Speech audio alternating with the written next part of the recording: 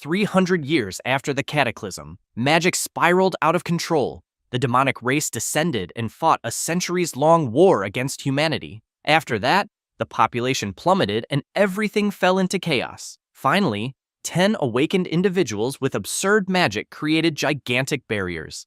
These barriers held back the demon invasion, allowing humanity to survive in safety. In this way, humanity entered the era of universal awakening, where every person awakens a profession upon reaching adulthood. The professions of the original 10 powerful individuals became inherited professions.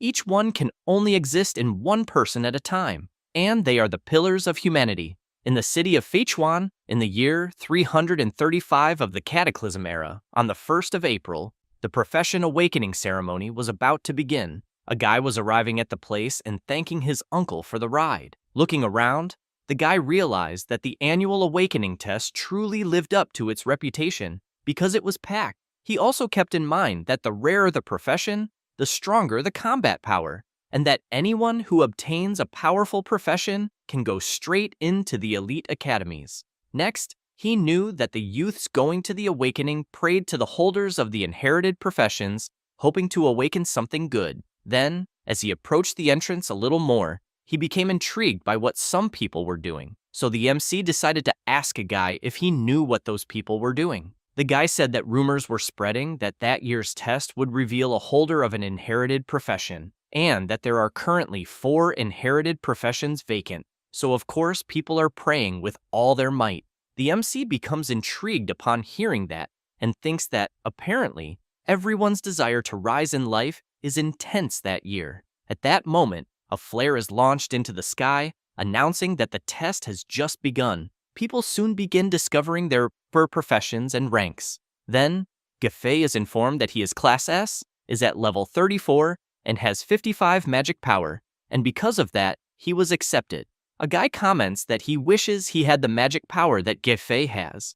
Then someone arrives offering a tomato that can give his magic power a boost. The guy becomes intrigued, wanting to know if just one tomato really increases magic power. The MC replies that it does, and says that he is a spiritual plant specialist, and what he has in his hand is a premium variety that he cultivated with great care, and that each tomato increases a person's magic power by 5% for 5 minutes. Next, he says that he also has satiety sweet potatoes that eliminate hunger for an entire day, cucumbers that burn fat, and pumped beans that increase attack by 10%.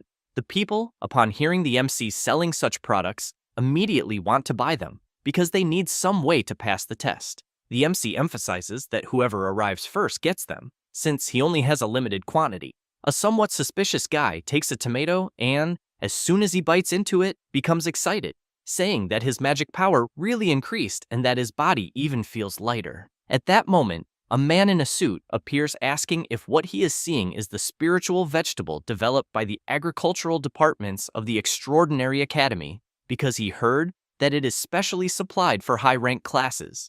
The MC comments that it is a special promotion for the test convention, and that everyone there has the potential to become a student of the academy. The blonde quickly asks the MC to wrap all of them for him, which makes the rest of the people around nervous since they arrive first. The MC has in mind that even though his profession is only farmer, for some reason, ever since he reached the maximum level, all the vegetables and fruits he plants give very good buffs, and that even though he used some marketing tactics, the effects of his products are real. Later, in front of a certain shop, someone approaches the MC and begins to say that chestnut pumpkin seeds cost 5 gold coins, flour rhinoceros fertilizer, 7 coins, sugar for grape wine, 10 gold coins, and several potions that increase magic power, 257 coins. The MC takes 10 gold coins as payment and hands them to the guy, and says there was not enough money left to buy premium fertilizer to improve the fields. The blonde thanks Lin Feng and says that his spiritual plants help a lot, so he wants to know why he does not plant more. The MC slaps his friend on the face and asks if he really thinks cultivating plants with those effects is that easy. The blonde comments that it is a shame because he knew the MC had so much talent since childhood, but now he is just a farmer. Lin Feng says that it is fine, but asks his friend to hurry home because Aunt Joe must be waiting for him. As soon as his friend leaves, the MC starts thinking about what he said. that he was called a genius since he was little, but ended up awakening only the profession of N-class farmer, and that when he went to burn offerings for his father, the late Archdruid, he was afraid his father would jump out of the coffin out of embarrassment. However, he thinks that maybe this is a balance of fate, since a herbalist mother and an Archdruid father ended up producing a farmer. But if he really thinks about it, he knows he is very satisfied with his current peaceful life, since he does not have to go to the battlefield and be eliminated like his father, nor make his mother worry. However, he keeps in mind that even if it is only for his mother, he needs to take proper care of his family farm. Then a drop of water falls on the tip of the MC's nose. He immediately wonders what is going on, because there is no way it should be raining on a clear day, and as soon as he looks up, he sees a guy coming straight toward him. When he dodges, the guy crashes hard onto the ground. Lin Feng questions what is happening and wonders if the demons have invaded.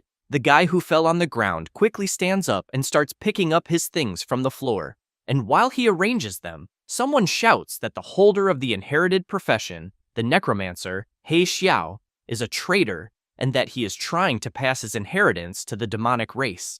The guy does not notice a huge hand coming toward him. Lin Feng becomes frightened, wanting to know what the hell is going on, and he knows that passing an inherited profession to the demonic race is something impossible. At that moment, a rift opens and a creature appears saying that it saw everything, and that instead of running, the guy was heading straight toward his own elimination. The creature also comments that if it had not been injured by forbidden magic, it thinks it would have already left the city, but that once it passes his profession to the demonic race, it will have an immortal body. But since it was trapped for too long, it thinks the Academy has probably already noticed. When it looks to the side, it sees the MC trying to sneak away, who in turn thinks that apparently he accidentally stumbled into a crime scene. The creature asks where the MC thinks he is going, and grabbing him by the neck, says that the guy the MC saw earlier was the famous rector Yue Ye of the Extraordinary Academy, and that he was eliminated in such a miserable way. But it wonders why it should not use the MC's blood and bones as an offering to celebrate.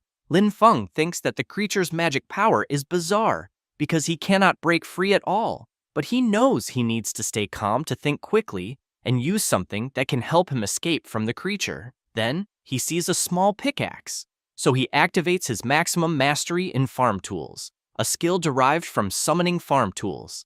Next, he grabs the pickaxe and strikes the creature's arm with it. The creature, in turn, is surprised, thinking that what just happened is impossible, because the boy is clearly only of the farmer profession, so it wants to know how he managed to injure it. The MC manages to escape and quickly grabs another tool left behind by the Academy rector. Therefore, Lin Feng activates it, and a power rushes toward the creature. An explosion happens, and as the dust begins to settle, the creature is injured. At that moment, 2 more rifts appear in the sky, and the creature thinks it is the marking formation of the Matrix Dancer. Then it concludes that in that case, it will simply possess the MC's body and disappear from there. The creature rushes straight toward Lin Feng with the intention of possessing his body. The MC begins to scream while his body is being possessed.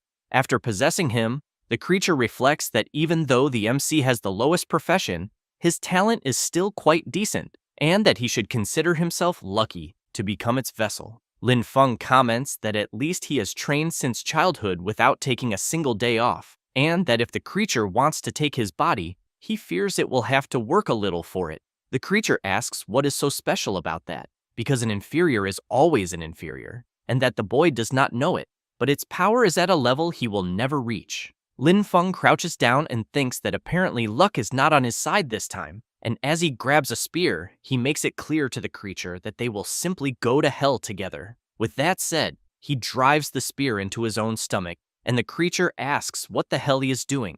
Lin Feng makes it clear that even if they die together, he will not give his body. Then, as he begins to lose consciousness, he thinks about his father, and that he really did not want to go see him and get scolded. And as soon as he faints, a strong golden light appears in his chest. The creature becomes frightened, wanting to know what this bizarre light is and how the boy's magic power is growing. The light becomes even stronger and then begins to bind the creature that possessed the MC. In a matter of seconds, the creature is completely sealed. After that, a huge explosion happens, and a few minutes later, a system screen appears congratulating Lin Feng and informing him that he has acquired a new talent from the inherited profession, that of necromancer. Because of that, he wakes up startled, wanting to know how he is still alive, and as he moves his whole body, he realizes he can still control it, but wonders if the creature failed to possess him. Then a system screen appears in front of him. Lin Feng begins to observe his stats and sees that his profession is still Farmer Master, that he is at level 1 and has 300 points in the Strength attribute, 300 in Constitution, 100 in Agility, 110 in Magic Power, 110 points in the Spirit attribute, and 300 in Luck. His skills are fast land clearing, efficient planting, quick harvesting, increased yield, mastery of farm tools, a passive with maximum affinity with the undead, transcendent growth, undead summoning, and another passive of soul extraction. Then the MC is surprised to see that his level has returned to 1 again, but wants to know how all his maxed farmer attributes were maintained. He also wonders if his magic power has increased even more with the soul strength of the creature that tried to possess him, since he thinks this means that when he levels up again, his attributes may surpass the limits. In addition, he also has a new ability to summon undead, but hopes it is not the same summon as that guy from before. Then he decides to test his new power, but first channels a bit of his own power, and then the one he gained. He is surprised, since apparently the farmer's magic power is merging with the undead's magic power. Lin Feng begins to focus, and soon visualizes his profession tree, realizing that it has branched out. So he wonders if this is not a class change and whether he has gained an extra profession, until he is shocked to see that the extra profession he obtained is necromancer, a legendary inherited profession. The MC looks at the creature's body lying beside him, and an energy begins to act on his profession tree. Thus, he begins to feel that the power he obtained is still not his, and fears that if he does not tame it soon and fully turn it into his own power, not only will his farmer profession collapse and disappear, but his consciousness will also be devoured by the creature again. In addition, the yellow-colored power also seems like a contamination, so he decides to test his undead summoning ability, and the power begins to move toward the creature that tried to possess him earlier and the Academy's rector. Lin Feng manages to summon 2 undead and thinks that even with the levels reset, all the abilities are still there, and that they can level up again, but he knows that the inspection team is about to arrive and that, because of that, he needs to leave quickly. As he picks up his backpack, he reflects that no one will believe that an ordinary farmer eliminated 2 extraordinary individuals, but he thinks that if they discover his current situation, that might end up being his downfall. Thus, he concludes that his priority at the moment is to find a place that offers protection and high-level resources, a place where he can test the control of his new power and turn his father's theories into reality. 1 day later, at the MC's family farm, he is thinking that the crops catalyzed by his new power are all becoming somewhat strange, and, as he continues using his power on them, some bizarre things begin to form, until one of the plants creates a strange mouth and grabs a bird that was passing nearby. The MC is surprised, wanting to know what the hell is happening, because he thinks that if people see such things, they will think it is a demonic invasion. Thus, he decides that he needs to get rid of everything as quickly as possible, but wonders if this new magical power caused bizarre mutations in ordinary crops, since he considers that if he can control this power and guide it to cultivate the plants, he might be able to create those special varieties his father envisioned but never managed to plant, valuable crops that can upgrade professions. After a few hours, Lin Feng is watching a news report informing that the holder of the inherited necromancer profession, He Xiao, started a rebellion the day before, eliminating Rector Yue Ye, and that his crimes are heinous, and anyone with clues will be generously rewarded, but whoever dares to help him will be treated as an accomplice.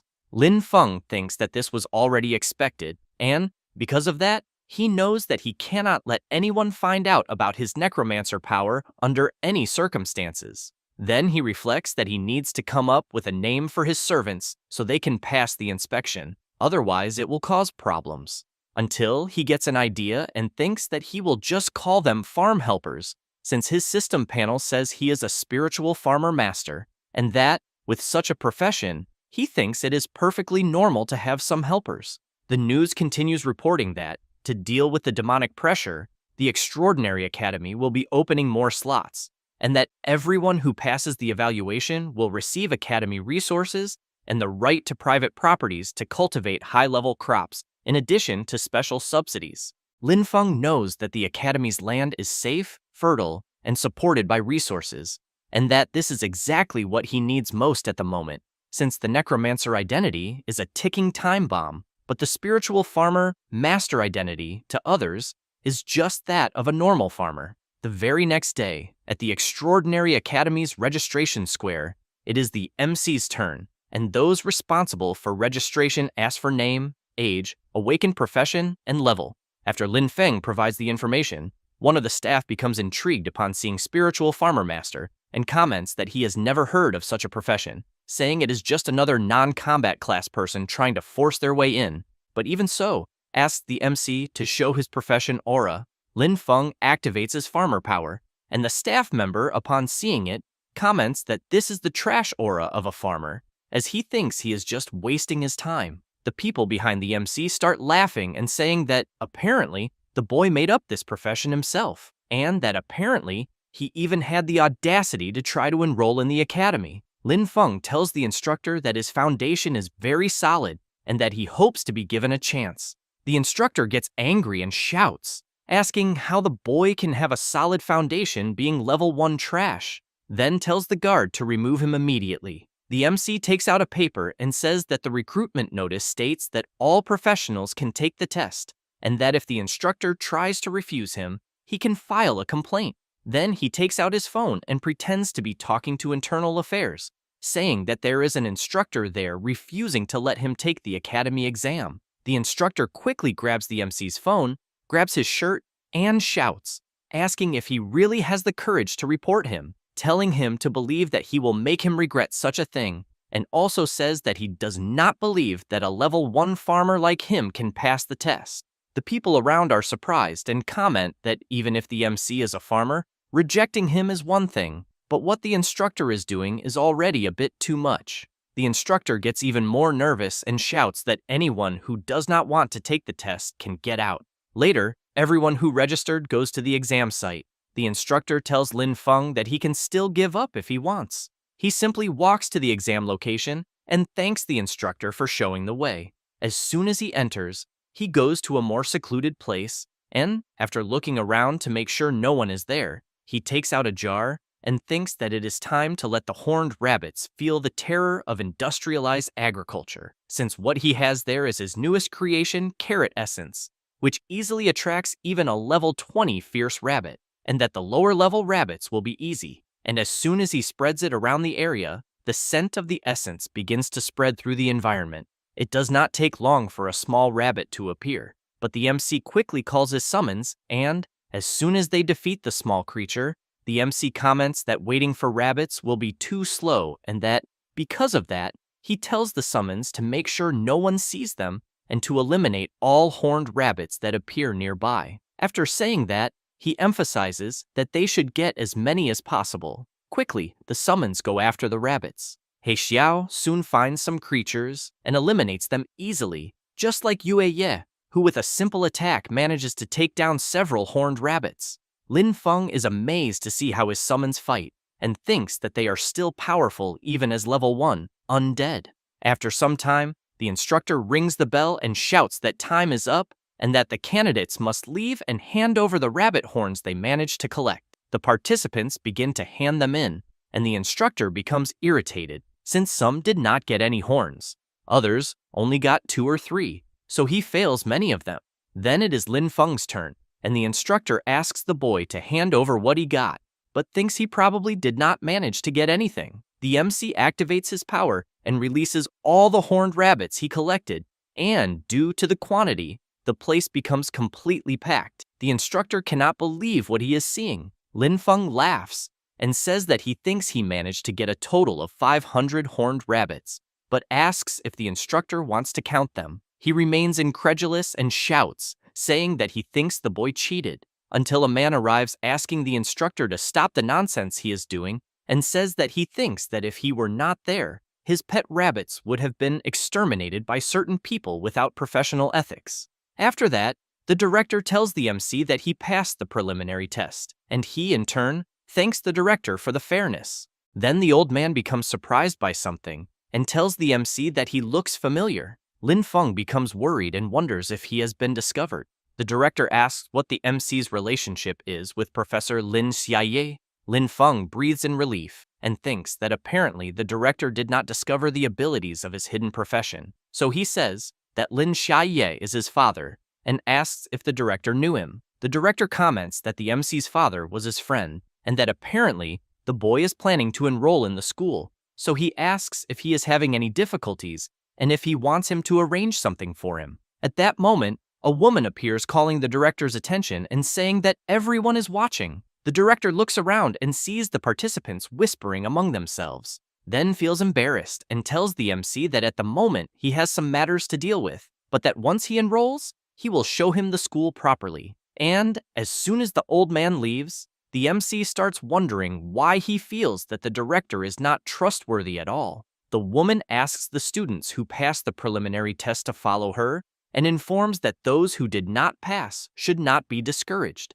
since there will be more chances the next time. Meanwhile, in the investigation room of the Sun Wheel branch, a man is observing the gathered information and thinking that Rector Yue Ye and He Xiao disappeared at the same time, and he thinks that the rector must have discovered He Xiao's secret. Then he comments to the others in the meeting that the two ended up being eliminated together, but he believes that there is someone behind this who took He Xiao's inherited talent. Thus, he concludes that they only need to find who obtained the necromancer talent to uncover the truth. A man takes a deep breath and comments that they understand that Tuka is eager to prove himself, but thinks it is better for him to stop with these baseless theories. He gets angry, slams his hand on the table, and shouts that he knows that no one there believes him, but that they should wait, because he will find the evidence no matter what. A woman asks whether they should not try to restrain him. After all, he is one of the Duke's men. The man replies that Tuka has already gone too far,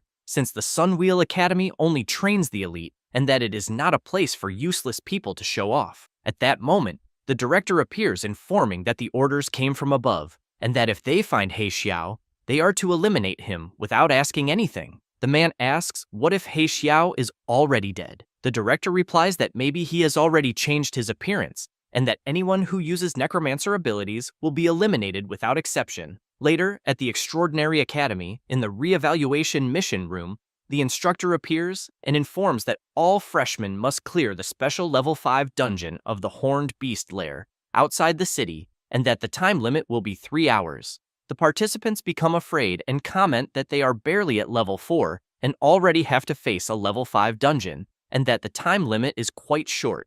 The instructor comments that it is obvious they expect them to clear it on their own, since they can form teams, but that the group cannot exceed 5 people, and that, once they assemble the team, they must register with her to start the timer. While the participants become excited, running around to form teams, the MC keeps observing his system, until someone walks up to him and a girl says that she is from a magic class and is level 7, and that she saw the MC's initial test and that eliminating several horned rabbits the way he did means that he is quite strong. So she asks if she can form a team with him. Lin Feng thinks that, being level 7, she could definitely clear the dungeon alone, and that, if he were only a farmer, he would accept the group immediately. But he knows he cannot expose his necromancer side under any circumstances, so he says he will have to refuse, as he prefers to go alone. She laughs and wishes him good luck clearing the dungeon. As soon as she leaves, Lin Feng goes to the instructor,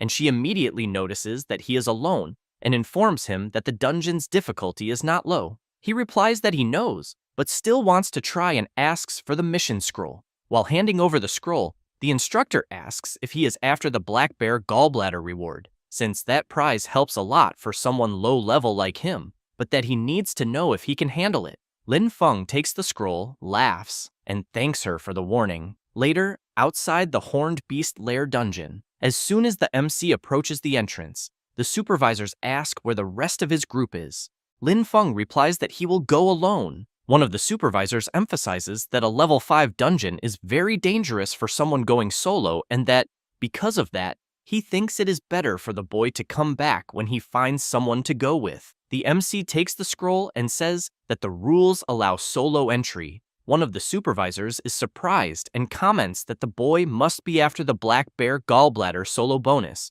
while the other says that the MC seems brave, but that he should think about whether he has the ability. Lin Feng does not care about them at all and soon passes through the portal. Inside the Horned Beast dungeon, as soon as he walks a bit through the place, Lin Feng soon comes across two creatures and notices that one is level 3 and the other is level 4, but even so, they are nothing, since at the moment he is level 6. And as he summons his summons, he comments that he saw in the guide that there would be many monsters there, but judging by what he is seeing, it even seems exaggerated. However, he knows that this is still perfect to test his new summoning method. With that, he activates his undead summoning ability on the creatures he just defeated, and they soon become summons. Lin Feng wastes no time and orders his new summons to attack. And, while they advance, he thinks that undead in the form of monsters retain some characteristics from when they were alive, knows that they are very aggressive but dumb,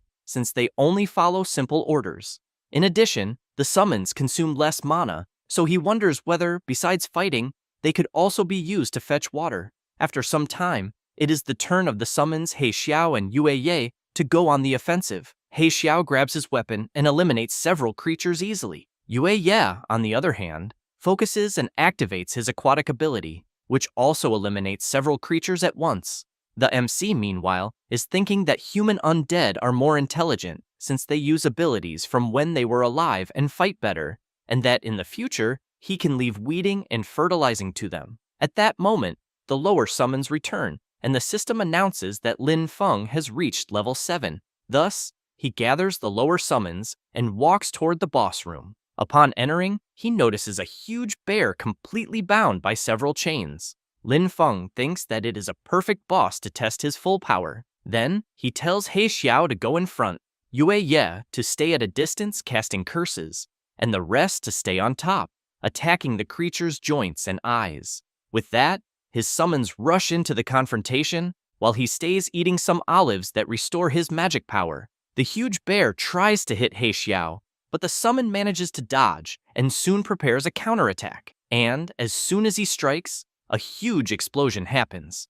After the dust settles, the system informs the MC that he has reached level 8. Lin Feng walks toward the drops left by the bear, but ends up seeing that the creature only dropped 10 bonus points in Constitution, which is less than the buffs from his supercrops. However, a system notification appears informing that it will calculate the dungeon rewards, and that, because the MC has the professions of farmer and necromancer, corresponding rewards will be issued. Lin Feng becomes intrigued upon seeing that clearing the dungeon gave 2 sets of rewards, so he wonders if it is because of having dual professions. Then, he gets excited, thinking that if the dungeon gives double rewards, he believes that the plants he cultivates may also have room for some kind of adaptation. After leaving the dungeon, a group of participants asks if Lin Feng really managed to clear it alone. Others shout, saying they think that is impossible, since everyone knows what it is like inside the dungeon, and that the MC must have gone in just to show off and did not even go to the deepest part of the dungeon. Lin Feng does not care at all and goes straight to talk to the instructor. She takes the mission scroll and sees that he managed to complete it. The instructor is quite surprised and, looking at Lin Feng, wonders if he really managed to complete it alone. Then she says she will deliver the mission scroll to the administration office, but points out that soloing the dungeon was very risky on his part, because if a new student is eliminated in a dungeon right after classes begin, it causes a huge problem. Lin Feng says he understands and thanks her for the concern. The instructor says that the final interview will be in the academy's main hall, but that he can go rest first. As soon as the MC leaves, the instructor thinks that she hopes this serves as a lesson for him, because being reckless in that academy will not work. The MC goes to a forest area, and when he looks back, he sees some people following him. Then he immediately activates his necromancer power. One of the men following the MC comments that he managed to solo the dungeon, so he wants to know if they can handle him. His partner tells him to stay calm and comments that even if he is strong, he is still below level 10, and that there is a limit to how much he can endure. Then they stop behind a tree and comment that they really need the drop of the magic bear gallbladder since it increases resistance by 10 points. Then Lin Feng hears them calling him farmer and telling him to stop immediately. Thus, one of them, striking a ridiculous pose, asks if the MC really thinks that one person should keep so many rewards. The other agrees with his friend and emphasizes that the MC must have been very lucky in the dungeon, and that, because of that, he should hand over the bear gallbladder and the skill scroll right away. Lin Feng is stunned and says that there are dozens of candidates, so he wants to know why it had to be him that they would bother. The buck-toothed guy points his finger at the MC's face and asks if he is just pretending to be dumb. The three of them, at the same time, comment that solo clear rewards, like the magic bear gallbladder that increases resistance by 10, are elite items, and that, because of that, this kind of thing is not for a farmer like him. Lin Feng thinks about the buff granted by the magic bear gallbladder and about the watermelon, then cannot believe that they think this is a big deal, since he has in mind that every summer his watermelons give more than 10 points in the resistance attribute, and he does not even need a dungeon for that. Thus, he takes the bear gallbladder and asks if this is what they want. One of them quickly rushes forward to try to grab it, but an explosion happens and the place is filled with smoke. Then another explosion happens. The girl who wanted to form a group with the MC appears, asking what they are trying to do, since she knows that fighting is forbidden in the academy, but apparently they do not care about that. One of the guys calls her ailing and makes it clear for her not to interfere where she was not invited. She replies that she did not like what they are doing. With that said, while spinning her fire staff, she tells them to get lost, or she will report them to the instructor.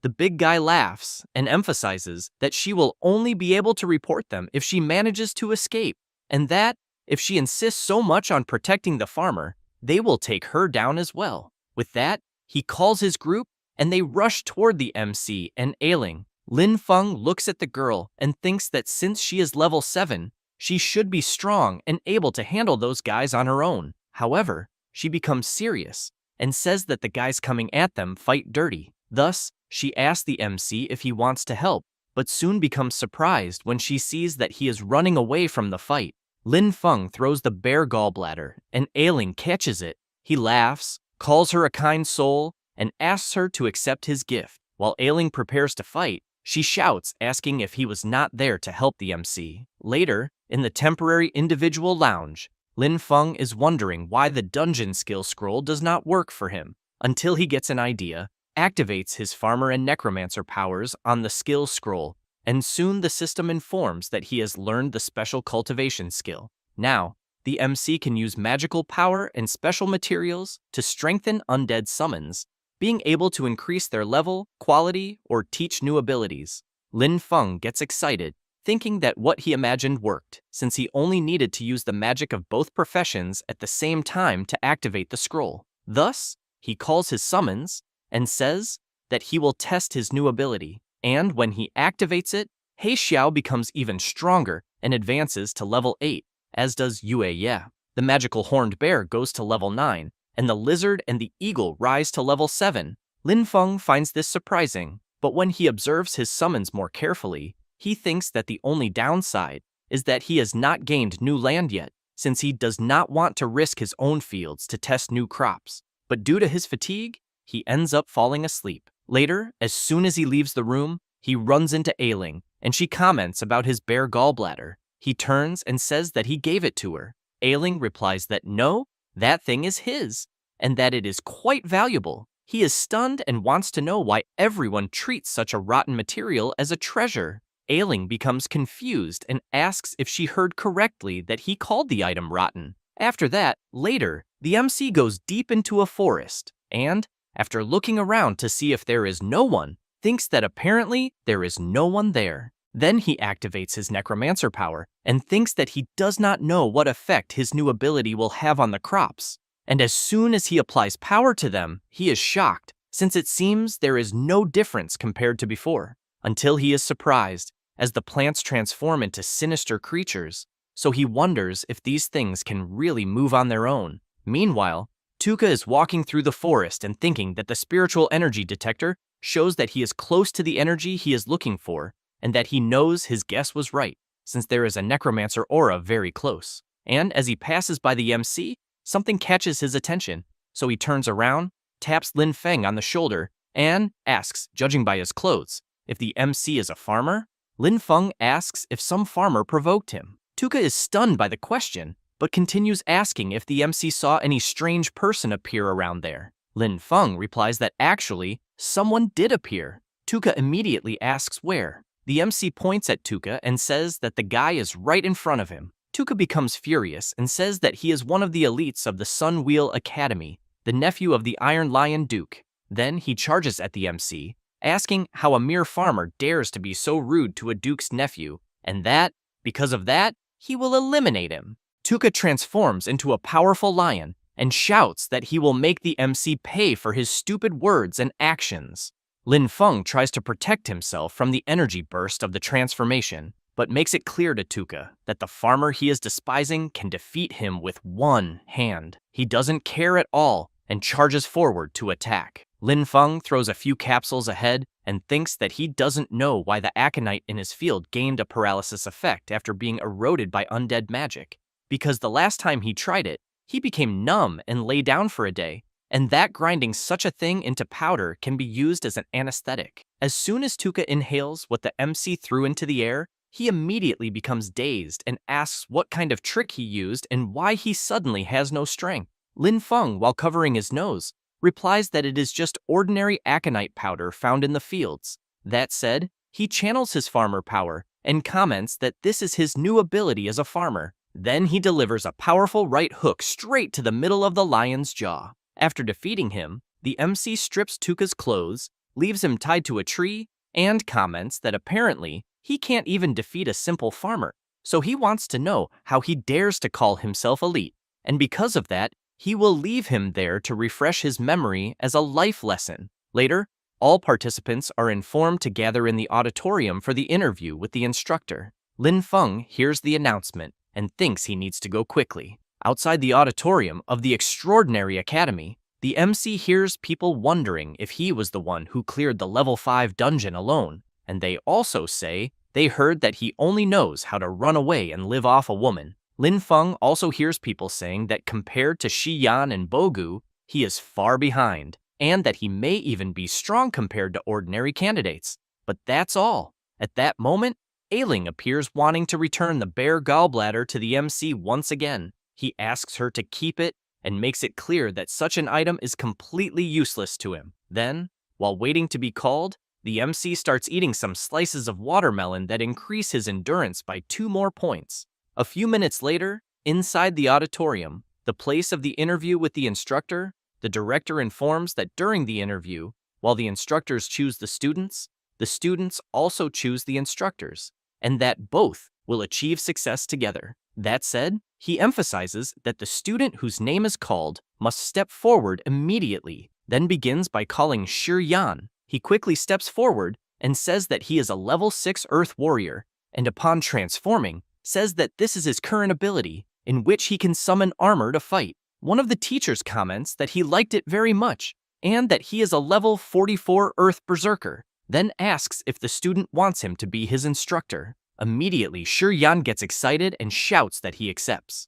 The director calls Ying Wu and informs that Lin Feng will be next. As soon as it is the MC's turn, he activates his power and says that he is a level 8 Spiritual Farmer Master class. The instructor from before is impressed, because she knows that reaching level 8 at the MC's age is something quite incredible, but her partner beside her tells her to look closely, because the boy is just a farmer. One of the instructors takes a deep breath and comments that the Extraordinary Academy is meant to cultivate talents for the front lines, not to cultivate common plants to be cannon fodder. The other instructor emphasizes that Lin Feng's preliminary exam was excellent. The director agrees and comments that since everyone disagrees, he wants to know why they don't conduct a combat ability assessment with the MC. At that moment, all the instructors agree with the idea. Therefore, the director asks if Lin Feng agrees, because the final goal is to go to the front lines to fight against the demonic clan, and that, if he does not have combat potential, going to the front lines is just a pointless sacrifice. The MC is intrigued by this idea of having to be tested in combat, as he has in mind that his current combat ability is not high, since he cannot fight using his necromancer abilities. Even so, he tells the director that he agrees to the test. It doesn't take long before they move to an open space in the auditorium. One of the instructors comments that the evaluation is quite simple, and that the MC just needs to withstand 5 minutes under his command to prove he has talent for combat. That said, he releases his monstrous power, causing several participants to fall to their knees, saying they cannot withstand such overwhelming force. Lin Feng manages to resist the pressure imposed by the instructor, who is surprised to see that the boy was not intimidated, and comments that, due to his persistence, he will have a very good opinion of him, and because of that, he should use all his abilities and attack with full force. Lin Feng thinks that the instructor's level 44 pressure is truly powerful, but that he can still endure it. Then, he calls for one of his summons to appear. As soon as the horned bear appears, the MC thinks it was a success, since he managed to envelop the summons with nature magic to mask the undead aura, and upon observing it more closely, the horned bear even ended up looking like a cabbage. The instructor, seeing the MC's summon, is impressed and comments that it is a rare mutant class with such rich natural magic. That said, he equips his dual daggers and tells the boy to come at him with everything. The horned bear charges forward, as does the instructor, and both collide their attacks, creating a strong shockwave throughout the area. But the instructor does not want to lose and goes on the offensive. The horned bear is attacked from all sides.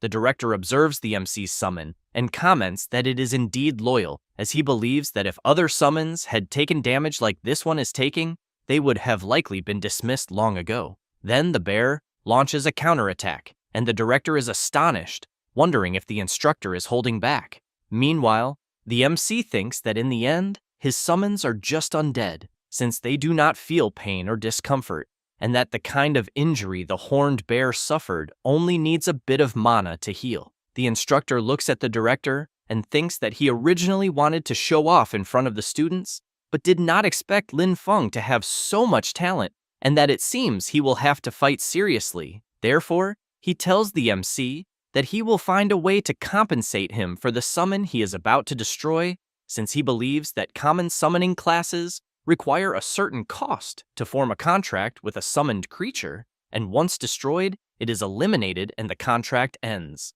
The instructor activates his Berserker Bloodlust ability and lands a powerful punch on the horned bear, completely eliminating the creature. Then the instructor starts laughing and comments that after having a summon destroyed by him, the MC must be feeling bad inside, but still thinks it would be better for him to cry, since he prefers students with genuine temperament. However, Lin Feng remains normal, as if nothing had happened. The instructor is surprised, wondering why the boy is not sad, or if perhaps the sadness is so great that it has overshadowed his emotions. At that moment, Lin Feng releases his farmer power and completely restrains the instructor, who starts shouting that the boy is fighting dirty. The director begins to walk forward and observes both of them using their powers. The instructor loses his composure and, by releasing more power, manages to break the restraints that held him. But soon the director interrupts the fight and says he has seen enough. Therefore, he calls the MC and says that he has proven his worth and is qualified to become a student of the Extraordinary Academy. However, he points out that the instructors of the Nature Department are currently rotating on the battlefield, and, because of that, no one will be able to teach him at the moment. Lin Feng asks about his cultivation resources. The director replies that the academy will not reduce anyone's cultivation resources in any way, and that his resources will be provided normally according to the standard. Additionally, as a standout student in the exam, he can make a request to the academy. The MC thinks about the freedom and resources granted and concludes that this is simply paradise. However, he tells the director that he wants a piece of land. Completely astonished by the boy's request, the director asks if he doesn't want precious resources, high-level equipment, or high-quality items.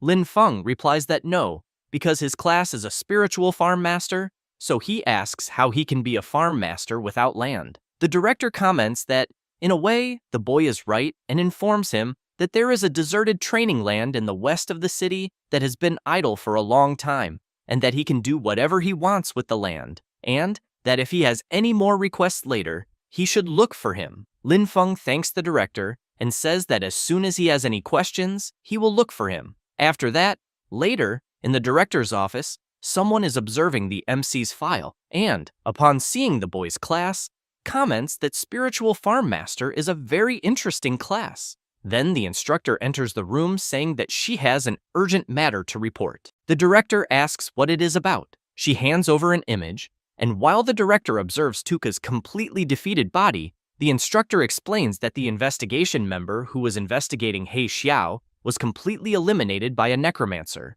and that the body is not far from the auditorium, so they suspect that a necromancer has infiltrated the academy. Meanwhile, the MC goes to the deserted training land in the west of the city. He looks at the map and sees that he has arrived at the place the director mentioned. Then he burns the map, and the system appears informing that the location has approximately 40 hectares in the western zone of Fengchuan City, and that the owner is the Extraordinary Academy. But the temporary lease contract has just come into effect, with a duration of 1 year, and the exclusion clause is active, giving Lin Feng exclusive use of the place. He is shocked to see that he will only have 1 year, but thinks that after 1 year, most people go to the battlefield, so having only 1 year is understandable. Then he gets excited and shouts that having so much land for at least 1 year is incredible, since this is what is worthy of being called a spiritual farm master. Then he releases his necromancer power and soon summons his summons.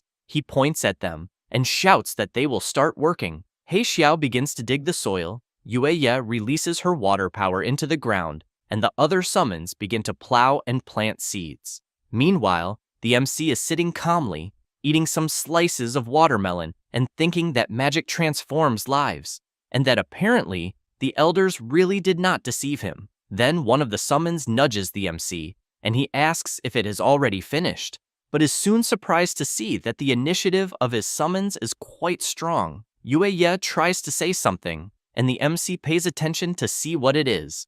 But when he sees that the summon said nothing, he comments that expecting them, a bunch of undead, to have self-awareness is still asking too much. That said, he goes outside, and Yue Ye just watches her master and then gives a slight smile. Lin Feng goes to one of the greenhouses and begins to observe the crops, and soon notices that they are already granting 1 more permanent point in endurance, life, and attack power. Then he gets excited, thinking that other people's power is cultivated by themselves, but he improves using crops, balanced nutrition, and a solid foundation. But he has in mind that it is a pity that it seems he can only make the crops have these effects, because he thinks that if his harvest were a little larger and everyone could improve with it, the demonic clan would be nothing more than clay chickens and ceramic dogs. Therefore, he concludes that just planting these plants will not be enough, because he needs to plant enough outside. Otherwise, he thinks the things in the greenhouse will be easily discovered.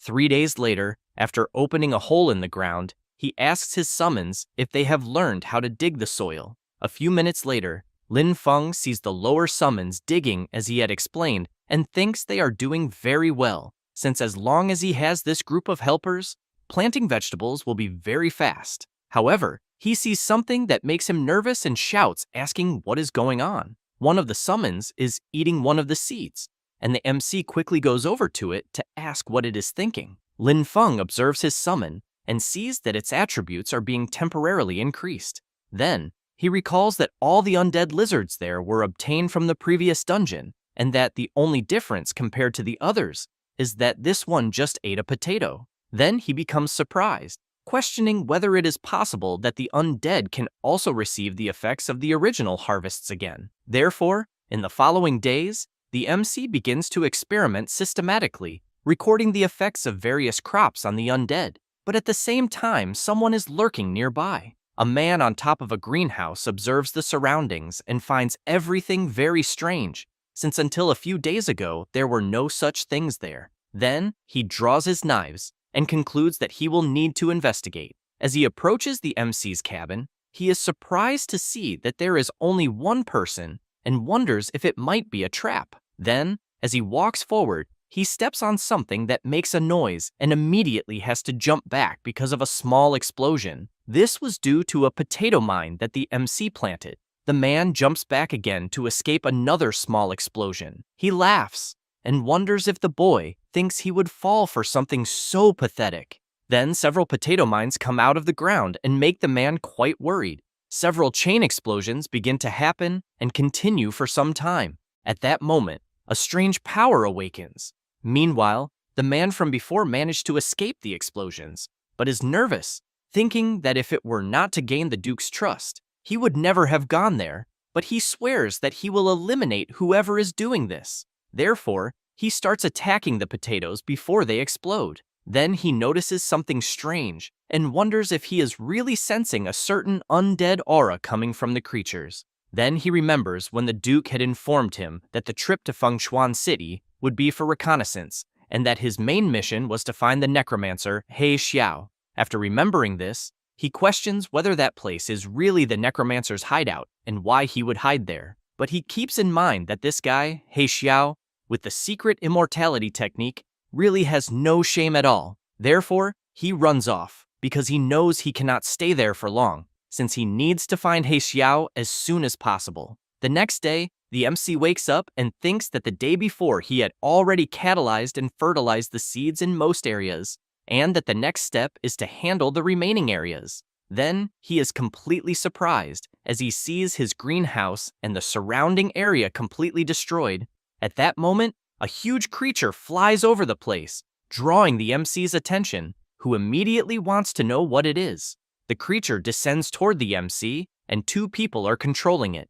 Lin Feng asks why members of the inspection team are there. One of the men says that according to the demonic energy detector, the source of the energy is right there. The other man asks whether that place was not originally the training field and how it suddenly became like this, and whether there might be members of the demonic clan lurking around. The man with glasses takes out a device and is informed that the area they are in is rented. Therefore, the man with glasses comments that they are in a private area, but even so, they cannot rule out the appearance of a possible member of the demonic clan. Then one of them shouts, calling the MC a farmer and informing him that they are from the inspection team. Lin Feng remains suspicious, questioning why the inspection team would be there. The man with glasses informs the MC that the instrument he is using detected demonic energy in the area, so he asks if the boy could open the barrier and let them enter to check. The MC is intrigued upon hearing about the demonic energy and immediately wonders how such energy could exist on the land he rented just a few days ago.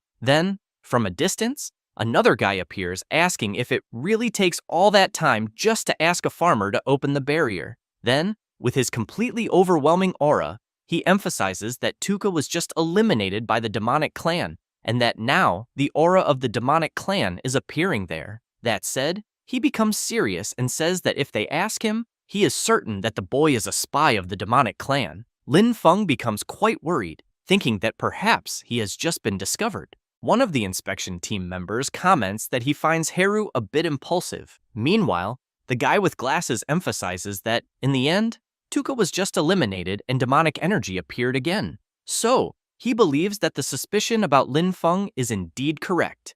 With that said, he approaches the MC and asks him to cooperate with the investigation and open the barrier. Lin Feng thinks that he needs to come up with a way to get these guys away. So, he makes a pitiful face and says that his class is low and that he has always been looked down on, and that he only wanted to hide in a quiet place and cultivate seriously, but that now, as members of the inspection team, they still want to place this kind of suspicion on him. The guy with glasses comments to his captain that the boy is already so ridiculous that they could just let it go, but he gets even more furious and shouts, asking if the guy with glasses cannot see that the boy is pretending to be something he is not. Then, he clenches his fist tightly and charges at the MC, and when the punch lands, a strong shock occurs. As soon as the dust settles, it can be seen that Lin Feng blocked the captain's attack, but he keeps in mind that he still needs to continue pretending, so he falls to the ground, pretending to be in pain, and the captain wonders if he used that much force in his punch, but thinks that the boy should definitely have been eliminated by it. Lin Feng continues his act and asks if they still want to keep torturing him so he can confess, and they can close the case quickly. One of the inspection team members pats Haru on the back and asks him to control his temper, since the boy only possesses nature magic, and the demon clan hates everything related to nature, and even a 6-year-old child knows that.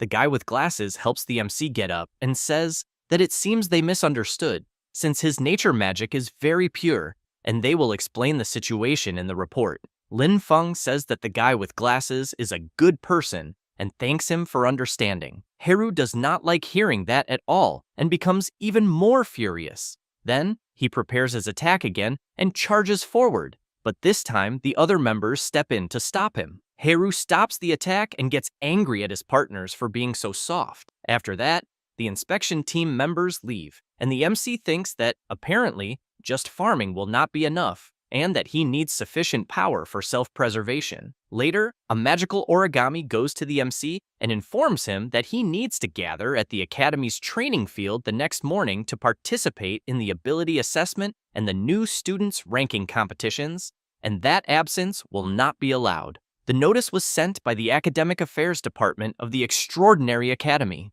Lin Feng takes a deep breath and wonders why it is so difficult to live a peaceful life. Meanwhile, outside the lands rented to the MC, a woman is commenting to a man about how pure and powerful the nature magic is. Then, she asks if the boy is really just a farmer. The man replies that he is not sure, but that the boy's system profession is showing as a spiritual master farmer. However, he becomes serious and asks why the distinguished level 50, when nature-type Archmage seems to be interested. She replies that she thinks the boy appears to have a mutant class, and that he also seems to have other secrets. However, she emphasizes that his nature magic alone is enough to clear him of suspicion of colluding with the demon clan, since such a clan cannot fake a life aura without it making them sick. The director agrees with her and points out that he believes some people will calm down now, but that they also need to leave to watch a good spectacle that is about to happen. A few hours later, at the Extraordinary Academy's freshman training field, the place is packed. One of the participants comments that he had thought classes could start immediately, and, when looking at the MC, he says that he has insider information, but that he will not tell anyone. Then the instructor appears, asking everyone to be quiet and saying that she knows they all have many questions, since it does not make much sense to carry out another admission evaluation after the interviews with the instructors. With that, she explains that urgent military information arrived from the front line the previous day and that the demon clan's offensive has intensified and the fortress outside the third barrier is in imminent danger, and therefore the Academy has received orders to transport a batch of vital forces to provide immediate support. The participants are shocked upon hearing this and immediately ask if they will not study and cultivate first, since they have just enrolled. The instructor makes it clear that if the nest is destroyed, she wants to know how the eggs could remain intact, since if the fortress is invaded, the spearhead of the demon clan will point directly at the city of Fengchuan, and at that moment, she asks if they think they will still be able to cultivate peacefully at the academy. Then she emphasizes that this is not a request, but a summons, since in times of danger for humanity, no one can stay out.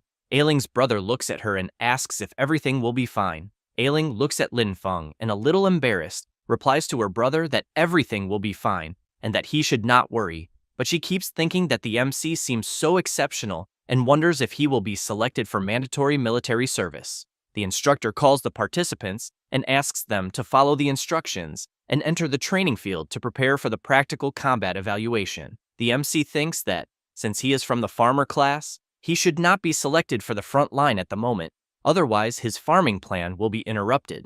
A few minutes later, in the area designated for evaluation, a woman calls the MC a master farmer and comments that she heard he is very good at hiding. Then, as she prepares, she asks him to simply turn into ashes under her flames. With that, she launches her infernal attack, but the MC dodges and thinks that the magical condensation of her magic is very slow and insufficient, since her fire cannot even roast a few sweet potatoes in his field. She gets angry because he is making a fool of her. Then, while channeling her power, she starts making very ridiculous poses, and the MC watches her in disbelief at what he is seeing, until he decides to attack her right away and lands a punch right in the middle of her stomach. she is thrown violently backward and ends up crashing against the wall. After that, the MC goes through several fights and manages to win them all. Then he thinks that defeating so many opponents should be enough, and that he might even lose the next ones. At that moment, Vera, the Archmage, appears, giving the boy some water and saying that with his current talent and potential, he is fully qualified to aim for a higher platform. He becomes intrigued by this and asks for a better explanation. Vera tells him to accumulate credits and pass the evaluation to advance to the higher-level Solar Wheel Academy, since there are better cultivation methods and more powerful instructors there, and that he may even have the chance to obtain legendary weapons or even mounts of powerful demonic beasts. Lin Feng remembers the mounts he saw earlier with the inspection team members, and soon thanks her for the kindness, but points out that he really does not need that. Vera is surprised to hear that he does not need it, and asks what he wants in the end. The MC replies that he only wants better and larger land to cultivate in peace. The Archmage comments that it seems he misunderstood her, so she explains that what she wants to know is what he truly wants, and what he intends to do after finishing cultivating such lands. Lin Feng says that he plans to cultivate more land, and that he thinks they should allow more people to have land to cultivate. Then the director of the Solar Wheel Academy appears, commenting that he clearly remembers that the MC is already developing the wasteland to the west of the city and therefore wants to know if that is not enough for him to cultivate. Lin Feng lets out an awkward laugh, but points out that the more he cultivates, the better. Then he hears his name being called for the next fight and says goodbye. The director of the Solar Wheel Academy comments to Vera that apparently the boy seems to be very honest. She asks if, by any chance, if a child wants something, it is enough to simply give them what they want. The director becomes intrigued and asks if she is thinking of taking him in. Vera replies that she indeed finds the boy very interesting. Meanwhile, the MC prepares to fight Ailing, who comments that she did not expect to be able to fight him, but becomes serious and makes it clear that she will give it her all in their battle. Lin Feng laughs and says that, actually, he cannot defeat her, and that he was even planning to give up. Ailing gets nervous, asking if he is joking, and charges forward. The MC is surprised to see that she is taking the initiative, but soon activates his power and binds her legs with his vines.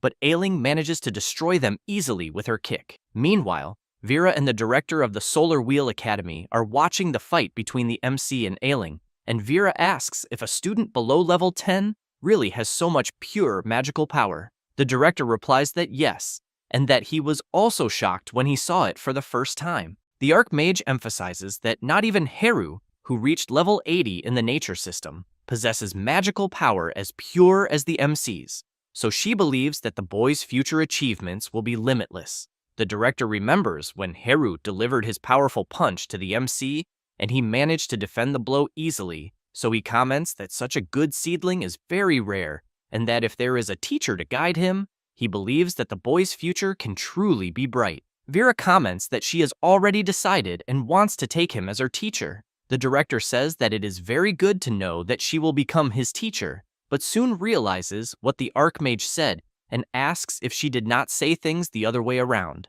because he swears he heard her say that she wanted to take the boy as her teacher. She replies that she did not say it the other way around, and that she is saying she wants to have him as her teacher. The director comments that he thinks this is not right, and asks if her brain was burned by the demon clan. Vera gets excited and replies that even if her brain was burned, she still wants to have the boy as her teacher. Meanwhile, the fight between the MC and Ailing is very intense.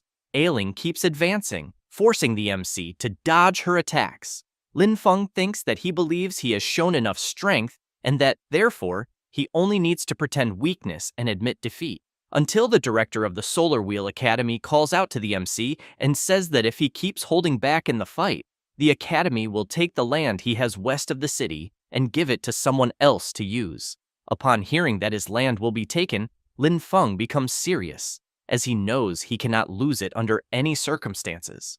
Ailing is startled when she realizes that the MC's aura suddenly changed, and that if before he was only defending passively, now he is truly starting to take the fight seriously. Lin Feng begins to channel his power, just like Ailing, but she is faster and launches a huge fireball. The MC is not intimidated and jumps, striking the fireball with a punch. Then, he advances toward Ailing, telling her to take his punch more seriously. With that, he delivers his strike. Ailing is terrified, thinking she will be eliminated, as she will not be able to defend against the tremendous power of the MC. But he stops the blow and, laughing, says that in the end, Ailing let him win. The participants around the arena are shocked, wondering if Lin Feng, a simple farmer, had been hiding his strength all along. Vera comments that they are right and emphasizes that the MC's control over the power of nature is something immense, and that she believes he will truly be the future of the next generation. As soon as the MC is announced as the winner of the fight, he helps Ailing get up. She takes his hand and says that she accepts defeat from the bottom of her heart because he is very strong. Lin Feng points out that he believes she is the one who is truly strong, as he only has a lot of strength. Then, the MC takes a deep breath, thinking that he only needed to show his strength so as not to lose his land. Then the director of the Solar Wheel Academy appears, patting him on the back and saying that he loved the fight. Lin Feng thanks him for showing mercy. He simply asks the MC to keep working hard, as he is very eager to see his growth. Lin Feng gives a slight smile, but inside he calls the director a grumpy old man and thinks that he dared to threaten him with his land. And while the MC keeps thinking about it, Vera watches him from afar until he notices something strange and turns to see what it is.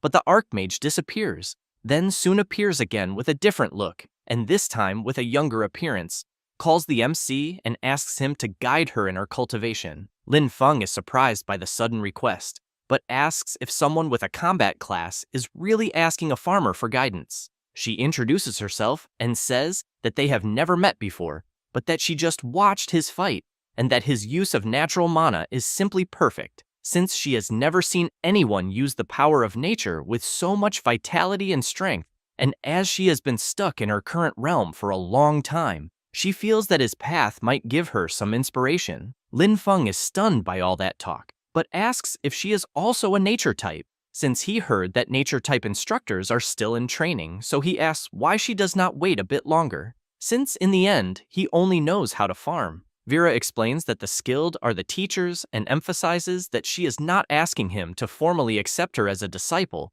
but rather that she can just visit his fields from time to time to observe and learn. With that, she starts bowing over and over again, saying that even if it is just helping with occasional work, just feeling his natural aura from the outside would already be great. The MC, while watching her carefully, thinks that he cannot let people know what he is cultivating in his fields, since he knows it is very dangerous and easy to expose. Therefore, he tells Vera that he is sorry and emphasizes that as a farmer, he has nothing to teach her, and that he only has a lot of strength and is not good at fighting. However, out of nowhere, the director of the Solar Wheel Academy appears saying that the girl is begging too much, and that he thinks the MC should just agree and do it for him. Then, the director whispers a few things in Lin Feng's ear, which leaves him quite surprised. So the MC tells Vera that everything is settled and that he will help her. She is surprised and asks if he is really serious, because if he is, she emphasizes that he does not need to worry since she will not bother him. But soon she grabs his arm and asks if she can already go see him the next day. He replies that it is up to her and informs her that his land is located on the west side of the city. The next day, around the MC's greenhouse, Vera is very excited, going back and forth, asking if she can help with anything. Lin Feng thinks that Vera at least has a serious attitude, but that he definitely cannot let her see the crops inside the greenhouse. Therefore, he points forward and asks her to look around outside for now and get familiar with the environment, since he is busy giving the newly produced seedlings some special care. Vera crouches down and, as she observes the crops, thinks that they were nurtured by pure natural mana, being high-quality crops with temporary attribute bonuses. Then she smiles and thinks that Lin Feng is making her more and more curious. An hour later, the MC returns to where Vera is. She picks up a seed in her hand and, as she observes it carefully, thinks that it is indeed something unbelievable. Lin Feng asks if Vera found any problem. She asks if his crops were cultivated using common soil. He replies that yes, and that he only used common soil. Vera asks if he did not even use any monocrystal powder or elemental clay. Lin Feng feels a bit embarrassed, saying that he even thought about it, but that such mana fertilizers are very expensive, and due to his limited resources, he could not afford them. Then he points to one of the plants and asks Vera to look, because he thinks it is probably undernourished. The Archmage reflects that Lin Feng's natural mana is extremely excellent, and since that is the case, she thinks she might be able to help him. With that, she comments that the Academy has a relevant regulation, and that he can use basic materials found in dungeons to exchange for specific items in the Academy's warehouse. The MC is pleased to hear this, and, holding her by the arm, asks if what she is saying is true. Vera replies that yes, and comments that, for example, the level 10 dungeon of the Storm Academy, the Dark Forest, the final boss Kobold of the Shadow Fall, and its boss Fang seem to be exchangeable for a bottle of Earth Pulse. However, the difficulty of a level 10 dungeon is very high, usually requiring 5 people to complete it, although such regulation is about to be cancelled soon. Lin Feng comments that this is great and that he will go prepare right away. Seeing the MC leave at full speed, Vera wonders if only a heart so pure and innocent can nurture such pure natural mana. Later, at the entrance of the level 10 dungeon Dark Forest, some people see the MC running toward the portal entrance and wonder if a mere farmer is not going to the wrong place, and whether he should instead be with a hoe working in the field. Lin Feng does not care at all, and goes straight to the person guarding the dungeon entrance and says that he wants to request a solo entry into the Dark Forest. The instructor looks at the MC's record and says that his level is insufficient and warns him that the risk of entering alone is extremely high. Lin Feng explains that the Academy's regulations state that as long as he is a student of the Academy, he can register. The instructor is surprised to learn that the boy in front of him is a student of the Academy, until Vera appears behind Lin Feng, asking the instructor to be quiet. He feels embarrassed, covers it up, and says that the rules are exactly as the MC said, then wishes him good luck and asks the boy to act within his limits, and that if he thinks he cannot win, he should retreat immediately. Lin Feng starts heading toward the portal entrance, and a guy comments that the MC is just a recruit and that he does not compare to elites like his group, and that he will be rooting for him to be eliminated inside the dungeon so that he does not embarrass the extraordinary Academy. Inside the Dark Forest dungeon, several creatures rush toward the MC, but he calls Yue Ye and He Xiao and asks them to clear the way. After defeating the creatures, Lin Feng activates his necromancer power and orders the defeated creatures to rise and become his warriors. The MC obtains a kobold cub, but soon the level 12 Shadowfall kobold boss appears, and he wonders if the creature in front of him is really the boss, because if it is, he thinks it is not much. With that, while yawning, he asks his summons to get straight to the point. The boss prepares to attack the MC, but He Xiao is faster and lands a punch right in the boss's face, sending it flying away. Yue Ye takes the opportunity and launches her water power at the creature. With that, the MC is informed by the system that he defeated the Shadowfall Kobold boss and gained experience points, which makes him level up to 9 and obtain a boss fang. Then the system informs about the eliminated unit detected, but that his level is insufficient, being unable to convert the Shadowfall Kobold boss into a summit. Lin Feng thinks that apparently he cannot summon monsters of a higher level than himself, and that it is a pity he cannot convert the boss into a summon, but that even so, his objective this time was achieved, since the boss fang was obtained. Then, he knows he just needs to return and exchange it for fertilizer. Lin Feng walks toward the exit portal. Meanwhile, outside the Dark Forest dungeon, the instructor is asking whether they will really need to exchange according to the rules, since the front line is in an emergency situation and combat resources have already been allocated. Vera asks him not to worry, since they are not combat class resources, as it is soil fertilizer for nature types. The instructor comments that they do have that and that they even have plenty in stock. At that moment, Lin Feng exits through the dungeon portal, and it is announced that he has set a first solo completion record, and his special reward will be a heroic spirit fragment. A woman cannot believe it and comments that it is the heroic spirit fragment that can strengthen the origin of the soul and increase class potential. So she asks how a simple farmer could obtain such a legendary reward. Meanwhile, other warriors become furious and shout that it was cheating, because there is no way a damn farmer could clear a level 10 dungeon alone, and because of that, they demand that the Academy thoroughly investigate and reclaim all his rewards, especially the heroic spirit fragment. The Archmage comments that she thought the MC would have to fight at least a few times, but she did not expect him to finish it all at once. Lin Feng asks for the attention of everyone around and asks who he offended this time. But seeing that no one responded, he goes to the professor and comments that, according to the Academy's rules, he is there to exchange for some resources. Then a guy asks what the MC is going to exchange, since the rewards he obtained were all acquired illegally and should be confiscated. However, the professor becomes serious and makes it clear to the guy who said that the rewards were given directly by the dungeon, and that, therefore, the Academy has no right to confiscate them. Then more people approach, and one of them comments that she is willing to make a resource bet. A guy asks what a resource bet would be. The woman who had been outraged by the MC's reward explains that the winner takes everything, receiving both sets of rewards, while the loser loses everything. But that, in fact, it is a speed race in a dungeon, with professors supervising both sides, competing to see who completes it faster. Thus, the professor asks Lin Feng if he is willing to accept the bet.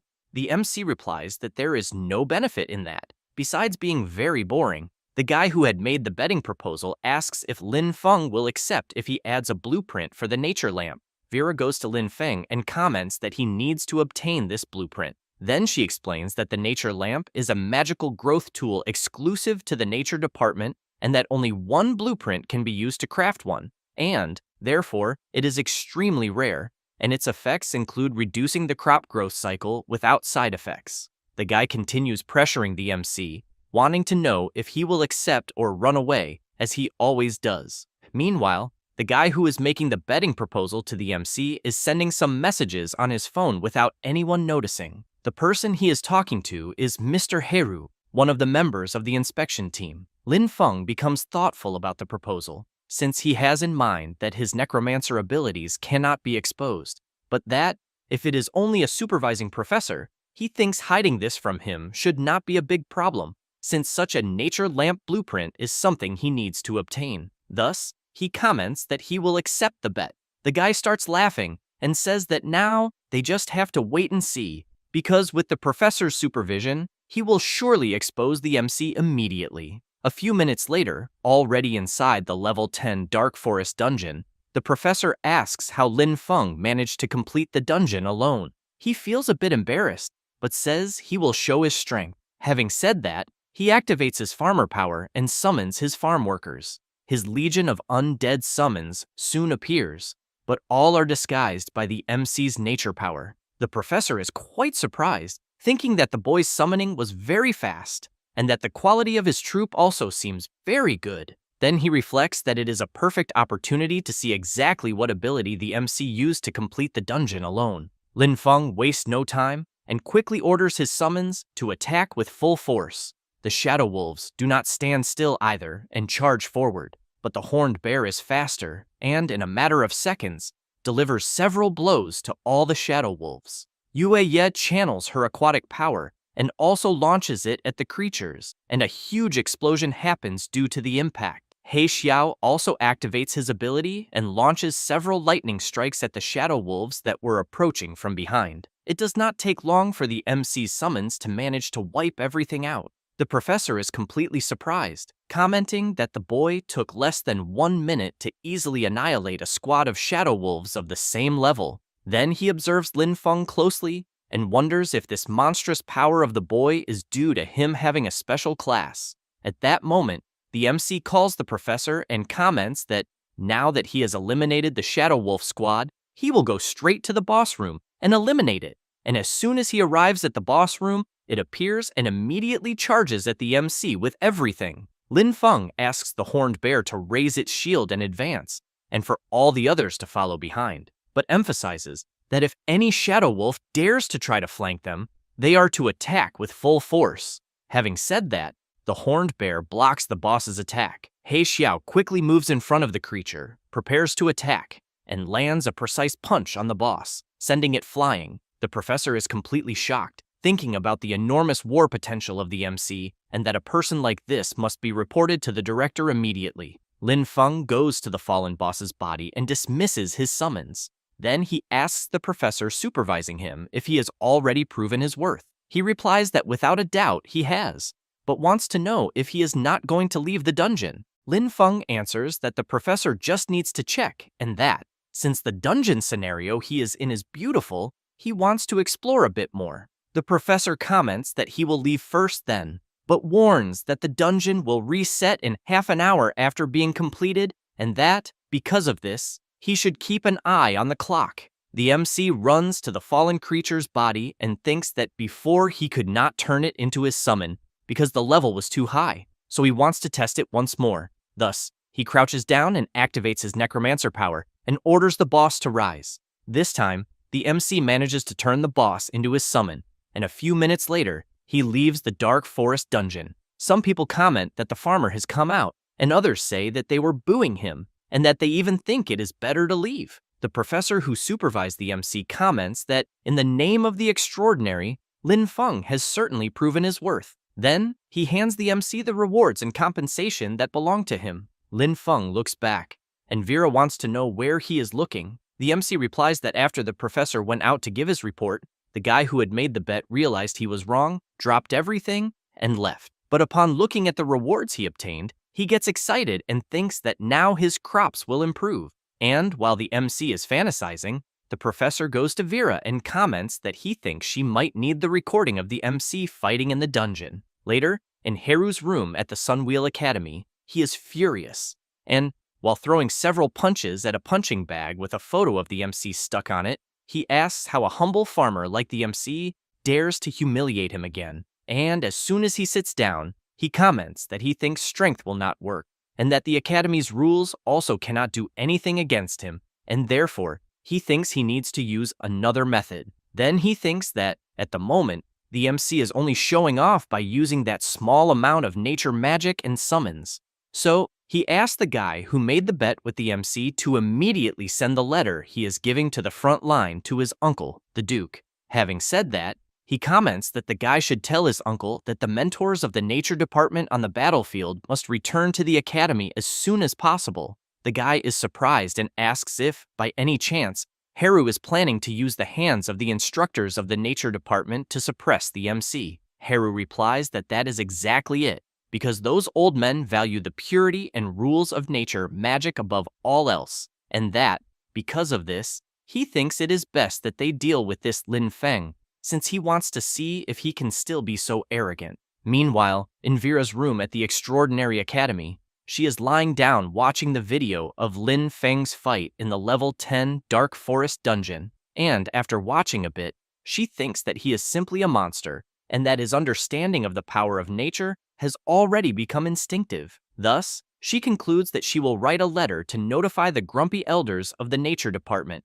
asking them to return immediately from the front line. It does not take long for Vera to write the letter and send it, and she keeps thinking that if those old men do not return soon, the lifetime achievement rewards will fly away. After that, for several consecutive days, Lin Feng constantly entered dungeons, and, because of that, he always broke his own record. Some people, upon seeing him coming out of the dungeon, want to know how he managed to complete it alone again, and so quickly, and whether he is treating the Dark Forest dungeon as if it were his own home. Lin Feng goes to the professor and hands over the drops left by the boss, and comments that, once again, he wants to exchange them for fertilizer. The professor tells Lin Feng that his accumulated credits are enough to request a promotion, since he believes that remaining in the lower academy has little meaning for him. So he suggests that Lin Feng try to apply for a promotion to the upper academy. The MC is surprised to hear this, so he asks if what the professor suggested is really true. He replies that it is, and explains that the Extraordinary Academy is divided into upper and lower academies. The lower academy cultivates basic talents, like his current Storm Academy, while the Sunwheel Academy is the meeting point of elites from all lower academies, known as the Upper Academy. Thus, the professor explains that upon entering the Sunwheel Academy, the rewards that the MC can exchange for, whether in quality or variety, are far superior to what the lower academy can offer, being the place where a genius like him should go. Lin Feng thinks about everything he heard, then says he understands and thanks the professor. Later, in the academy's mission hall, Lin Feng greets and says that he is there to apply for promotion to the Sun Wheel Academy. The person in charge asks for his name, department, and proof of credits. As soon as the MC hands over what was requested, the person in charge sees that he currently has 30,135 credits. Some people nearby also see the number of credits Lin Feng has, and a guy comments that if he remembers correctly, this is the guy who farmed the Dark Forest tirelessly, and that he would really like to know how many times he had to farm the dungeon to get more than 30,000 credits. At that moment, the person responsible for evaluating the credits tells the MC that his credits have been verified and hands him the promotion mission scroll, then emphasizes that after he completes the task and passes the evaluation, he will officially become a member of the Sun Wheel Academy. Lin Feng asks if after his promotion, he will be able to exchange for gold quality supplies. The red-haired girl replies that yes, but since he is currently affiliated with the Storm Academy, he can only exchange credits for bronze and silver quality supplies. But after his promotion, he will be able to exchange for rare supplies from gold to platinum quality. Lin Feng says he understands and thanks her for the explanation. As he leaves, he wonders if he should go to the defensive line area outside the city to look for something he has in mind, since he knows the place is very close to the mansion and, therefore, thinks it should not be difficult.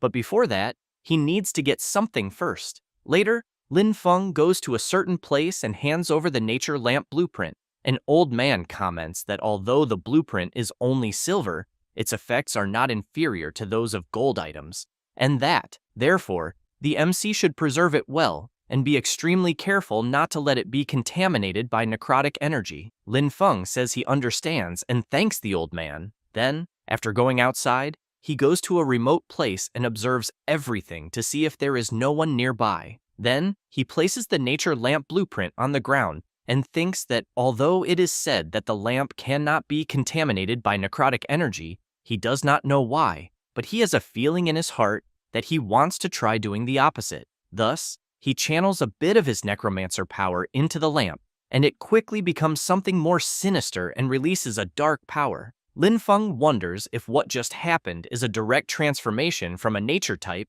to an undead type. Then he decides to test it, and upon picking up the lamp in his hand, he realizes that fortunately, by using nature type mana, he can transform the lamp back to its nature type.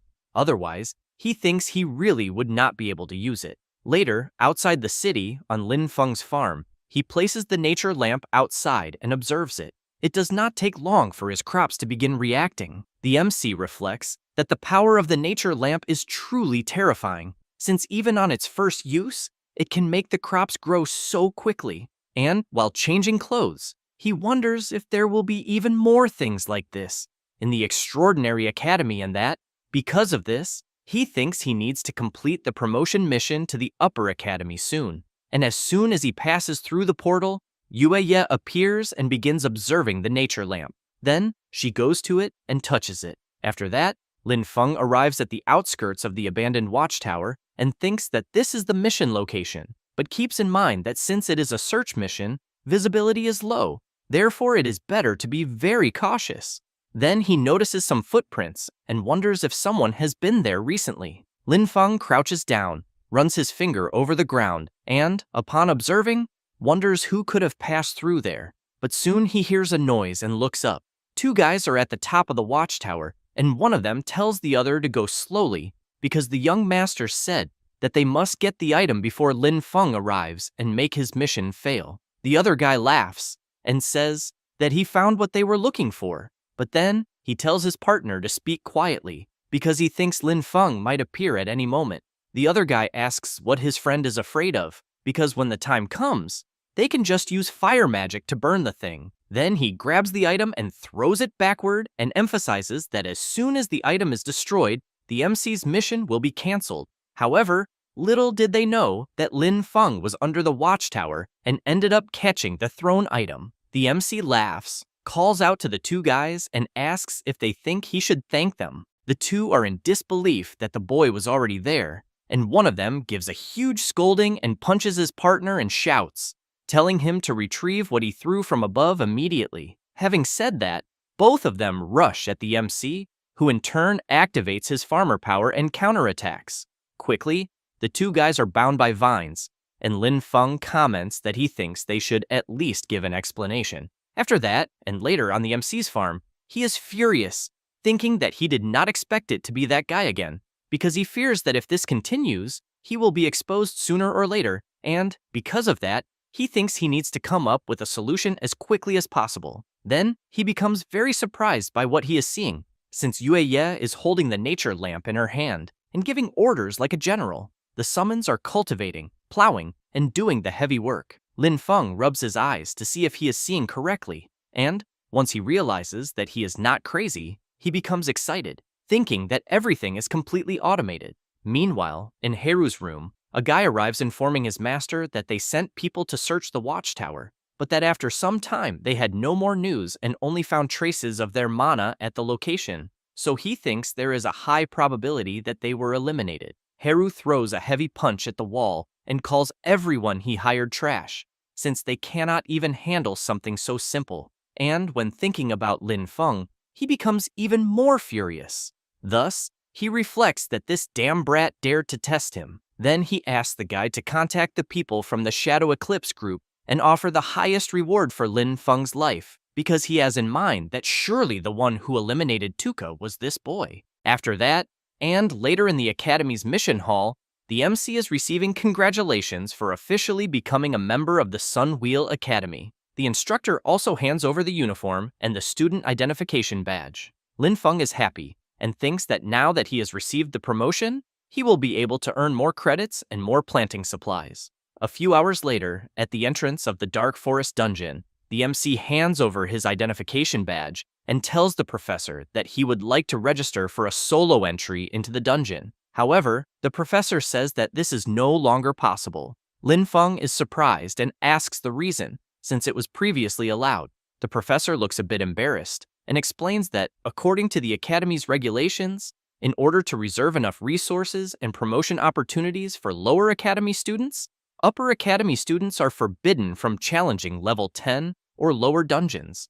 The MC becomes completely devastated upon hearing this, since now he will no longer be able to farm as he was doing before. Seeing the boy leaving in despair, the professor thinks that if he had not gone, the warehouse there would have been easily emptied. Lin Feng starts thinking that the most efficient way he had to farm supplies is over, so he wonders what he will do now. Then someone comes running and asks if the MC is the newly promoted one. He then introduces himself, saying his name is Ron, and asks if by any chance he is having trouble finding a suitable mission. Next, he says that his squad accepted a dungeon gathering mission, and they are one person short. Therefore, Ron asks if the MC is interested in participating, since it is a good opportunity for him to get familiar with the difficulty of the Upper Academy dungeons. Lin Feng becomes intrigued, thinking that the guy appeared out of nowhere. However, he knows that he really needs credits to exchange for supplies, and also needs to understand the Sun Wheel Academy's dungeons. And since it is just a gathering mission, he thinks it should not be a big problem. So he tells Ron that he will accept participating in the mission. He calls the MC to go, as the others are already waiting at the dungeon entrance. It does not take long, and they soon arrive at the mission location. Ron points ahead and introduces the people there. The cold-faced girl is called Yu Bei, and beside her, the reserved guy is Carter. Ron explains that their objective is to collect moongrass at the bottom of the forest, and that the mission requires 10 stalks, and that according to the intel, there are night elves patrolling the area, so everyone should try to avoid combat and focus on gathering. With that said, everyone passes through the portal. Already inside and after walking deeper into the forest, they soon find the first moongrasses. Ron crouches to pick one and comments that what he is collecting is their mission objective and that he did not expect the search to be so smooth. However, some creatures appear heading toward them. Ron says it must be a night elf patrol, so he tells everyone to prepare for battle. One of the creatures prepares to attack, but is quickly restrained by one of Ron's squad abilities, who then starts attacking as well, preventing the night elves from getting closer. Next, he tells everyone to hold their positions, and for Lin Feng to use nature magic to harass the creatures. since night elves hate nature magic. The MC replies that he understands and quickly casts his vines. Some night elves are caught by the MC's ability, who does not stay still and pulls the trapped creatures. Ron takes the opportunity and attacks, eliminating the night elves that are trapped. But upon seeing that more creatures are coming, Ron calls for Carter and Yubei. She responds that she is ready, just like Carter, who quickly activates his power in the device he was carrying, and by slamming it hard into the ground, creates a huge fissure, causing the night elves to fall. But the MC did not expect this, and nearly falls. Lin Feng tries to hold on at all costs and shouts, calling for the others. Ron crouches down, apologizes, and explains that what happened is that it is a new skill Carter just learned, and that he has not yet become familiar with it. Lin Feng becomes serious and asks if they are not planning to help him. Ron laughs and says that it is not that they will not save him, but since he has just been promoted to the upper academy and is already being stubborn and arrogant and went to challenge elite-level monsters alone, in the end, they will say that the MC tragically sacrificed himself and there was nothing they could do. Lin Feng is stunned upon hearing all this and asks if Ron is not worried about being discovered for trying to eliminate a student from the Sunwheel Academy. He explains that the Sunwheel Academy student identification badge has undergone special processing and can record powerful magical energy, and that after eliminating him, they would take his identification badge to record the elite monster's magic. Lin Feng remains shocked and asks if there is really no other way for them to find out what actually happened there. Ron says that they have done this many times, and that they are already at a professional level. The MC replies that he understands and then lets go of the rock and begins to fall. Ron comments that, knowing he could not resist, Lin Feng voluntarily jumped to have a quick death. However, right after that, he becomes completely terrified by what he is seeing, as the MC managed to get out of the pit with the help of his summons and asks if they are ready to face his legion. With that, he summons his troops and completely surrounds Ron's group. Yue Ye makes a little heart for them, but then unleashes her powerful water attack on them. Ron is badly injured and, as he tries to get up, asks if Lin Feng is actually a necromancer after all. The MC asks if those will be Ron's last words. He calls Lin Feng to talk, saying that in fact they have no conflict, and then reveals that the one who planned all of this was Haru, and therefore thinks Lin Feng should let them go, and that they know they acted wrongly. The MC says that it is not that he knows he was wrong, but that he knows he is going to be eliminated. Ron continues saying that Haru always believed that it was the MC who eliminated Tuka, but that he can help testify against Haru. Lin Feng asks who this Tuka is. Ron becomes embarrassed and says nothing. The MC signals to his summons and makes it clear that this no longer matters. With that, he covers his ears because of the explosion of attacks that his summons are unleashing against Ron's group. Completely defeated, Ron, with the rest of his strength, says that he curses the MC to have a horrible death. Lin Feng steps on his face and emphasizes that his good days are only just beginning. With that, he turns his entire team into his summons. Then, the MC wonders whether undead transformed from humanoid creatures naturally possess higher intelligence than other creatures. And, as he picks up all the identification badges, he thinks about the magic of those night elves from before, and concludes that apparently he does not need to deal with the consequences, since everyone has been eliminated, but that it is still better to go back and report. Then he walks toward the portal to leave the dungeon, but, when trying to leave, he is surprised, as something is preventing him from exiting. Lin Feng observes the portal and soon sees the system notice, informing that the special item, Pasture of Regret, has taken effect, and that before the dungeon is cleared, the exit cannot be opened. In addition to the fact that in the dungeon where the MC is, all his attributes have increased by 200%. At that moment, a sinister creature appears in the middle of the forest and charges straight at the MC, who is immediately very surprised by what he is seeing, as a huge man riding a large horse has just arrived in front of him. Lin Feng becomes thoughtful, but soon calls his new summons and reflects that it should not be that difficult to deal with this. With that, he orders his summons to attack. Ron quickly charges forward and strikes the huge horse. Then, Carter prepares his power and launches it. The horse becomes frightened upon seeing a power surrounding it and ends up throwing the man off. Yubei takes advantage of the opening and moves in to attack. She jumps onto a tree branch and delivers her strike, hitting the enemy directly. While eating a banana, the MC thinks that this time his summons have more instinct and are even capable of coordinating with each other, but that even so, it still feels like something is missing. The creature looks at the MC and asks how he is able to use the power of necromancy. Lin Feng is surprised by the sudden question, but soon laughs and says that he would not be able to understand and orders his summons to eliminate him. With that, the horned bear lands a critical blow, and as soon as the creature drops to its knees on the ground, the horned bear finishes him off. Lin Feng sees that the dungeon completion progress is at 50%, so he wonders if the dungeon he is in is actually a double boss system, and that apparently he will have to keep moving forward through the area. After some time, in the central area of the forest,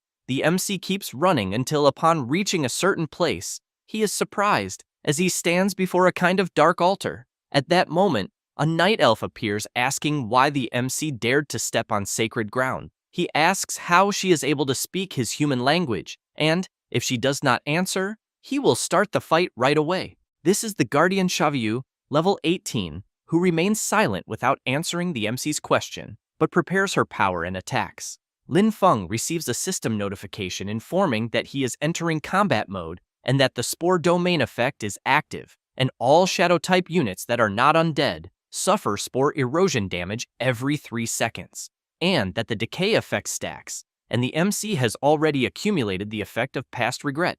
Now, his summoned units regenerate 1 mana energy point per second. Lin Feng wonders if this does not mean that in the dungeon he is in, the undead he summons can maintain their existence without consuming his mana. Then, he gives a slight smile and, thinking about the effect of Past Regret, believes that at least one good thing has actually happened. With that, he summons his units and orders them to eliminate Guardian Shaviu. Meanwhile, outside the dungeon, a man is thinking that even if Ron and the others cannot defeat the MC, there is still the final boss, and that although the effect of Past Regret can increase all attributes and boost mana regeneration, its real function is actually to lock the dungeon. So he knows that with a boss of that type existing, even if all attributes were increased by 400%, it would be impossible to defeat it. With that, he becomes excited and imagines that just thinking about it makes him very happy. A few minutes later, inside the dungeon, a huge explosion is happening. Yue emerges from the smoke dragging Shaviu by the hair. Meanwhile, the MC continues eating his banana. The MC's summon brings the Guardian closer and drops her on the ground. She looks at He Xiao and asks why he betrayed her. The summon is surprised by the question and gestures with his hand, asking if Shaviu is talking to him. She becomes nervous and says that he destroyed someone's nursery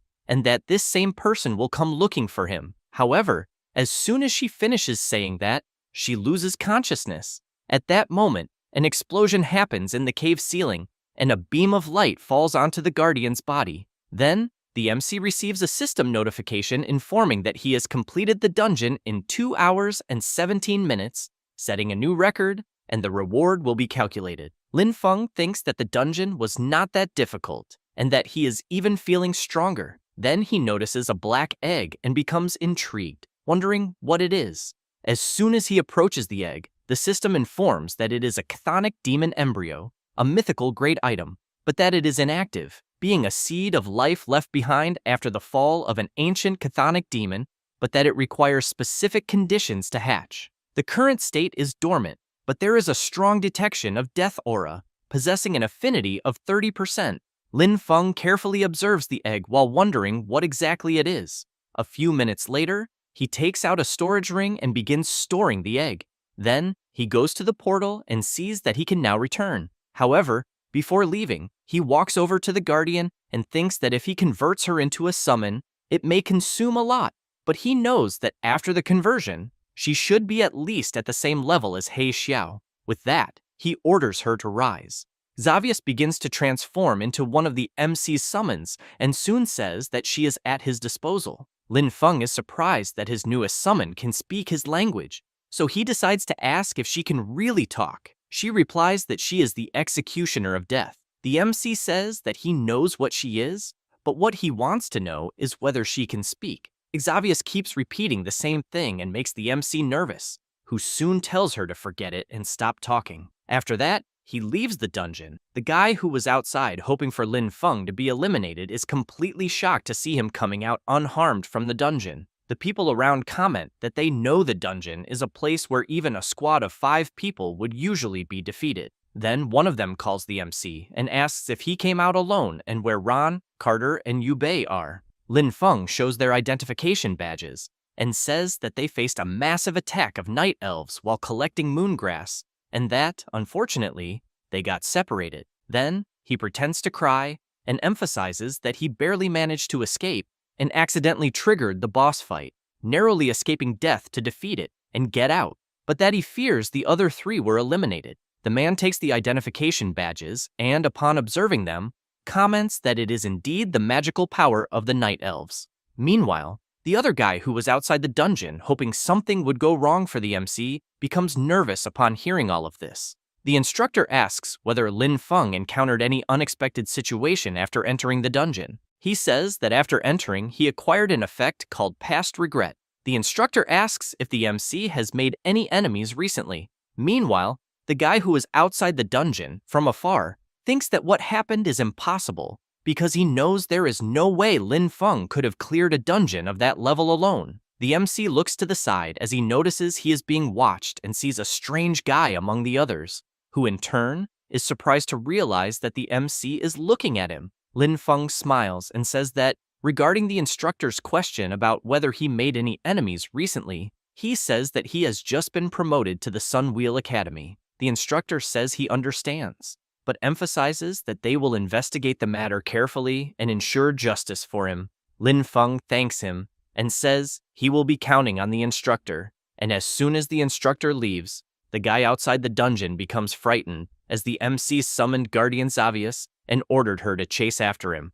A few hours later, already at the MC's farm, he is observing the egg and thinking that everything was fine outside the dungeon earlier, but after returning to the farm, the embryo suddenly became restless. Then, he wonders if the egg was actually placed in the dungeon intentionally by someone to be cared for. So, he decides to test something and applies a bit of his nature power, questioning whether the egg can be influenced by both of his magical powers simultaneously. He is then surprised to remember that, logically speaking, he knows that undead-type magic and nature magic cannot coexist. Thus, he becomes intrigued again, wanting to know why things are like this, since the egg apparently is like him, capable of allowing 2 types of magic to coexist within it. He then becomes sulky, thinking that he is a human, while the egg seems like something created by the demon clan at first glance. Then, he gets an idea, stores the egg in his storage ring, changes clothes, and thinks there is only one way to find out. Lin Feng goes to the academy director's office, and as soon as he enters, the director asks if he has not rested yet after leaving the dungeon earlier. The MC comments that it is difficult to explain what he has to say and thinks it is better for him to take a direct look. So he shows the egg he obtained in the dungeon. The director takes a brief look and immediately asks where the MC found such a thing. Lin Feng says that he was inside the Dark Forest dungeon and that the egg dropped after he eliminated the final boss, but emphasizes that at first he thought it was just a normal drop item. The director comments that the egg is from a chthonic demon. Then he reveals that the demon clan managed to cross the barrier and enter the dungeon directly to cultivate these things. The MC becomes confused upon hearing about a chthonic demon and asks the director to be clearer. He explains that the chthonic demon is one of the units of the demon clan and that they use humans as food, and by feeding on humans, they gain powerful strength, and some can even traverse space. With that said, he explains that there is the conventional Type 1, Type 4, and the Lord of the Blood Cave, and that these chthonic demons that gained the power to traverse space use dungeon mechanics to plant seeds or embryos, in addition to using battles, eliminations, and magical fluctuations of adventurers as nutrients to silently incubate. The director becomes serious and emphasizes that once the embryo matures, it will break through the dungeon and descend into reality. He then tries to touch the embryo, but is immediately repelled. He then comments that the embryo there must have just entered the growth phase and fears that if it had remained in the dungeon absorbing nutrients, it would have hatched in at most half a year, and, after hatching, it would become an extremely high-level chthonic demon. And if it caused chaos in the academy, the consequences would be unimaginable. But what intrigues him the most is that this type of embryo hides extremely deep, and unless there is a similar aura, it usually does not appear. So he asks if the MC understands what they are talking about. Lin Feng immediately becomes worried, thinking that he ended up slipping in the end. But the director laughs and says it is fine, and that he will not provoke him, since he rendered a service by handing it over in a reasonable and rational manner, and therefore he will not do anything to him, since everyone has secrets, and the Academy respects that as long as he does not harm the Academy or violate the basic principles of humanity, the Academy is willing to give geniuses space to grow. However, the director comments that he will need the MC's promise, that no matter what power he possesses, he must remember that he is a student of the Solar Wheel Academy and a member of humanity. Lin Feng thanks the director and swears that he will keep such a secret. Thus, the director stands up and pats the MC on the back a few times while saying that this is how it should be said. Then, the director takes a territory flag and explains that it is a reward for delivering the embryo and also an investment in his potential, and that if he plants it in a place the MC trusts, the flag will be able to deploy a primary territory barrier with a radius of 500 meters and can achieve a certain degree of terrain modification. As soon as Lin Feng takes the item in his hand, he is completely amazed at feeling the incredible power of the law and comments that his farm needed exactly something like this. The director tells the MC that if there is nothing else, he should go back and rest first, as he will send someone to take care of the matter they discussed. However, before Lin Feng leaves, the director says that there will be a freshman exchange meeting in the Academy auditorium in 3 days, and that the MC can go meet some classmates. And also that a mentor from the nature department presented a very interesting topic before going to the front line for work, about plant cultivation and hybridization. Lin Feng looks at the flag and starts thinking about hybridization, since he has in mind that before he simply placed undead and plants together, but he wonders what would happen if he fully hybridized them. After that, already the next day at the MC's farm, he goes to a spot on his farm and places the territory flag on the ground. It does not take long for a powerful energy to emerge, which leaves Lin Feng quite surprised and thinking that after using the territory flag, the concentration of nature magic around is increasing. But when observing his summons, he notes that only they and the hybridization are really difficult to deal with. Then he senses something strange and, looking to the side, wonders if something happened where Xavius is. Meanwhile, in Heru's room, he is thinking that the people he hired were a bunch of trash, since they could not even solve the problem of a brat who had just been promoted. But he soon becomes nervous and thinks that he cannot wait any longer, since they also found clues related to the investigation at the Solar Wheel Academy, and he fears that if they discover that he eliminated Tuka, things could get out of control. Thus, he goes to a steel door and activates it to open. Heru starts going down the stairs and goes to a sinister altar with a bizarre demonic statue. Then, he takes a knife and makes a cut on his own hand, and as soon as he lets some of his blood fall onto the altar, the statue releases a dark power and comments that he had said before for Heru not to bother him if there was nothing else to do. Heru becomes timid, but tells the great Guladiusa that his humble servant prays for guidance, since that anomaly called Lin Feng is destroying his master's seeding plan, so he wants to know how he should proceed.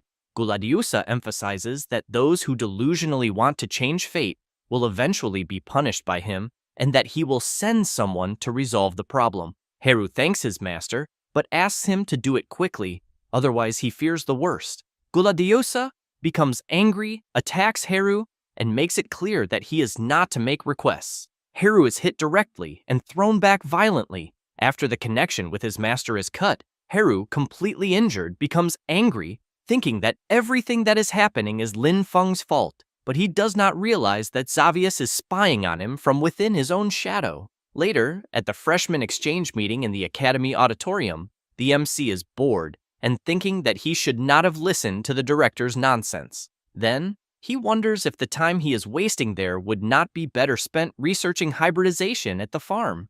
Until, when he grabs something to eat and tries it, he thinks that in the end, something good might come from this meeting. At that moment, a guy approaches the MC wanting to know if he is the student Lin Feng. The MC, while eating, nods and answers yes. The blonde guy comments that he heard Lin Feng cleared the dark forest dungeon alone, so he wants to know if he can ask for advice.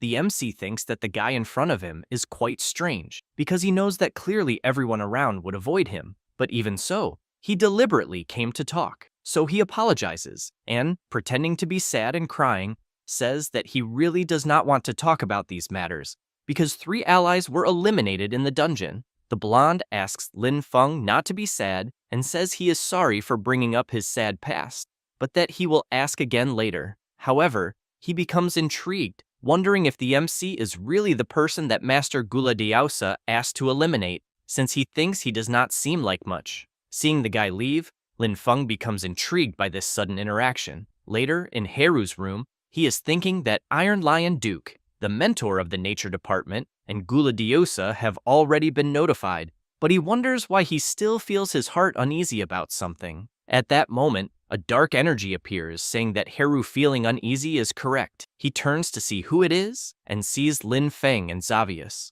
The MC approaches, showing 1 finger, and asks what number Haru is seeing. He answers that it is the number 1. Thus, Lin Feng grabs Haru and prepares to throw his punch while saying that he is right.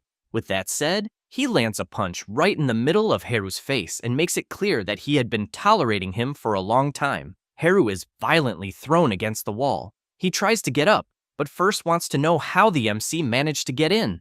Lin Feng becomes serious, tells Haru to shut up, and asks if the events that happened in the Dark Forest dungeon were his doing. Haru starts trembling with anger, calls at the MC a bastard, and says he cannot believe that he dared to punch his face.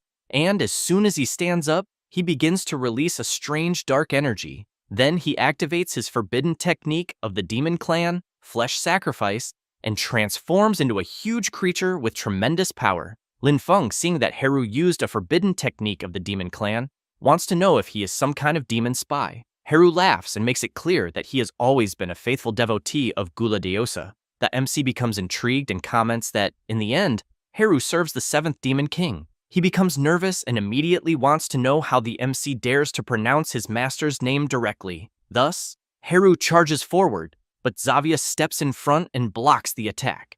Haru tries to break Xavius's defense, but ends up getting injured in the process and cannot. She comments that his power has strong corrosiveness. Meanwhile, the MC is thinking that originally he only wanted to probe Haru, but now things have become complicated. Xavius prepares her scythe to attack, but Haru starts shouting, saying that he was worried about how he would deal with the MC and did not expect him to show up at his door. Lin Feng channels some of his power into his hand and thinks that at the moment, the only way is to take advantage of Haru's distraction and eliminate him quickly. Then, he makes a movement with his other hand, and the rest of his summons appear. Haru comments that Lin Feng, in the end, is quite troublesome, since he possesses undead magic. Thus, he thinks of Tuka and reflects that his sacrifice was not in vain, as they truly caught a genius of the human race. He Xiao cannot hold back and lands a direct hit on Haru. Lin Feng wants to know if Haru was the one who eliminated Tuka. He begins to chant and then shouts that he respectfully welcomes his master's will to descend upon his body. A magic circle is created between him and the MC, and Haru tells them to tremble and welcome the descent of the Demon King, Guladiosa. One of the Demon Kings appears, and Haru kneels calling for his master. However, Guladiosa, while punching Haru, wants to know how a mere ant dares to speak his true name. Haru becomes confused by his master's attitude. Meanwhile, the MC does not care at all and immediately orders his summons to eliminate the Demon King. He Xiao prepares his ability and as soon as it is ready, fires. Guladiosa is surprised and wonders if He Xiao was really defeated, but soon has to defend himself to avoid being hit. Guladiosa looks at Haru and thinks that since the summoner is very fragile, his mana cannot sustain the defensive formation. Thus, he extends his arm toward Haru and begins to absorb the power he gave him. After completely taking his life energy, he comments that now he can fight the MC for real. Lin Feng has in mind that even if all his summons appear together, he thinks they probably will not be a match for Guladiosa and that, because of that, He knows facing him head-on is definitely not a wise move. Then he looks at Heru's weakened body and at the summoning magic circle he created and gets an idea of what he can do. Next, the MC calls Gladiusa a foolish member of the demon clan and comments that since he knows he is a necromancer, he found the duel challenge interesting. With that said, he orders his summons to attack. Gladiusa asks if this is how a mere human tries to provoke him, because if it is, he finds it pathetic, then launches his attacks. Xavius prepares her skill, as does Yueye, but before they could finish, they are struck by Gladiusa's attack, who comments that the MC's other summons are quite weak, but that he is starting to doubt how he dealt with He Xiao, and as soon as he grabs Lin Feng by the arm, he says that before he is eliminated, he will allow him to say his last words. With that said, he calls the MC a pathetic successor and emphasizes that he understands nothing about the power of the undead. Lin Feng laughs and says that it is Gladiusa who does not understand the power of the undead, then explains that he had already realized that after he appeared, he chose to drain Heru's mana but left him alive, and that the mana for the formation that summons him also decreased a lot, and because of that, he thinks his summoning still has limitations. With that said, he makes it clear that he definitely bet correctly, since he bet that if he turned Heru into one of his summons, something would happen to him. As the summoning is undone, Gladiusa calls the MC a damned brat and swears he will never forget him. As soon as the Demon King disappears, Lin Feng thinks he will be waiting eagerly. A few minutes later, some people arrive at the place and, while hidden, want to know what just happened. The MC notices their presence and immediately runs away to avoid being discovered. After dawn, Lin Feng arrives at his farm and thinks that his mana is almost completely empty, and he knows that if he had not been right in his bet, he would be finished. At that moment, a strange energy begins to emerge behind the MC. He turns to see what is happening, and a guy jumps out of a rift he created. Then he says that he was happily eliminating targets on another mission, but was suddenly interrupted by his lord, and that because of that, he is very unhappy. With that said, he takes his sword and, as he draws it, tells the MC to stay still so he can eliminate him calmly. Lin Feng asks for all his summons to appear, but ends up surprised to see that his mana has run out, so he thinks he is in a very bad situation since he cannot summon anything. The blonde takes advantage of the opportunity and charges at the MC. Lin Feng jumps back to dodge the attack and thinks that he knows the bone lamp now has an amplifying effect on the undead, so he concludes that as long as he can get the lamp, he might be able to turn the situation around. However, he barely has time to think before he has to dodge another attack. At that moment, the strange power from before awakens again and tells the MC to move back. But the fight continues, and Lin Feng has to dodge yet another attack to avoid being hit. As soon as he gains some distance, something emerges from the ground and startles the blonde, who tries to understand what is happening. A kind of plant lunges at him and attacks, and although he manages to dodge at the last second, he is soon caught by the leg, and the MC does not notice this strange power appearing behind his back, and is also quickly startled when he is grabbed. The plant begins to rise even more from the ground, but the blonde is not intimidated and comments that all of this is just a cheap trick. With that, as he spins his sword, he activates mana infusion and then a swordsmanship skill of extraordinary beauty and charges forward, cutting one of the plant's tentacles. But when he turns around, he sees the MC running away and, for some reason, recalls a certain person as he watches the MC fleeing. Then he starts thinking about his past, when Gladiusa was telling him to abort the current mission and stop chasing the guy. At the time, he was intrigued and told his master that the man who was fleeing was a noble who was part of their plan, and that if he did not eliminate him at that moment, once the man attracted the repair team, he would do the same anyway. However, Gladiusa wanted to know if the blonde was daring to question his decision. Faced with his master's monstrous power, he fell to his knees, and while trying to resist such crushing pressure, Gladiusa told him to follow his mark, as it would lead him to find and eliminate the man he was pursuing. Upon receiving his master's mark, the blonde said he understood and that he would try to do everything possible. After remembering that and seeing the plant coming at him, he conjures his flames and wonders if the power he is seeing is from the farm from before. With that, He launches his attack and a huge explosion occurs. Then, the blonde calls the MC a traitor, and as he prepares to go after him, makes it clear that trying to run away will not be so easy this time. Thus, he starts chasing the MC, but soon has to dodge several simultaneous attacks from the strange power. However, that is not enough to stop him from continuing after Lin Feng, and as he gets close, he leaps to grab him. The blonde laughs, grabs his sword, and says it is over. Lin Feng laughs and agrees with his opponent, then takes out the nature lamp, but is soon startled to realize that a necromancer's mana is not enough to activate the bone lamp.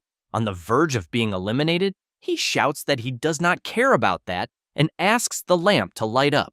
As he channels his spiritual farmer power into it, the lamp begins to react, which worries the blonde. At that moment, a powerful energy bursts around Lin Feng's farm, and several plants and trees rapidly grow around, quickly restraining the MC's opponent. The blonde becomes nervous as he is being trapped by nature-type magic, but by exerting more strength, he manages to free himself and then activates his master's mark. Now the blonde has borrowed a portion of his master's power and once again charges at the MC. Lin Feng releases even more of his nature-type power, and a summon appears. It is He Xiao, with a completely different appearance than usual. As soon as the blonde gets closer, the summon unleashes its tremendous power. A clash of abilities occurs.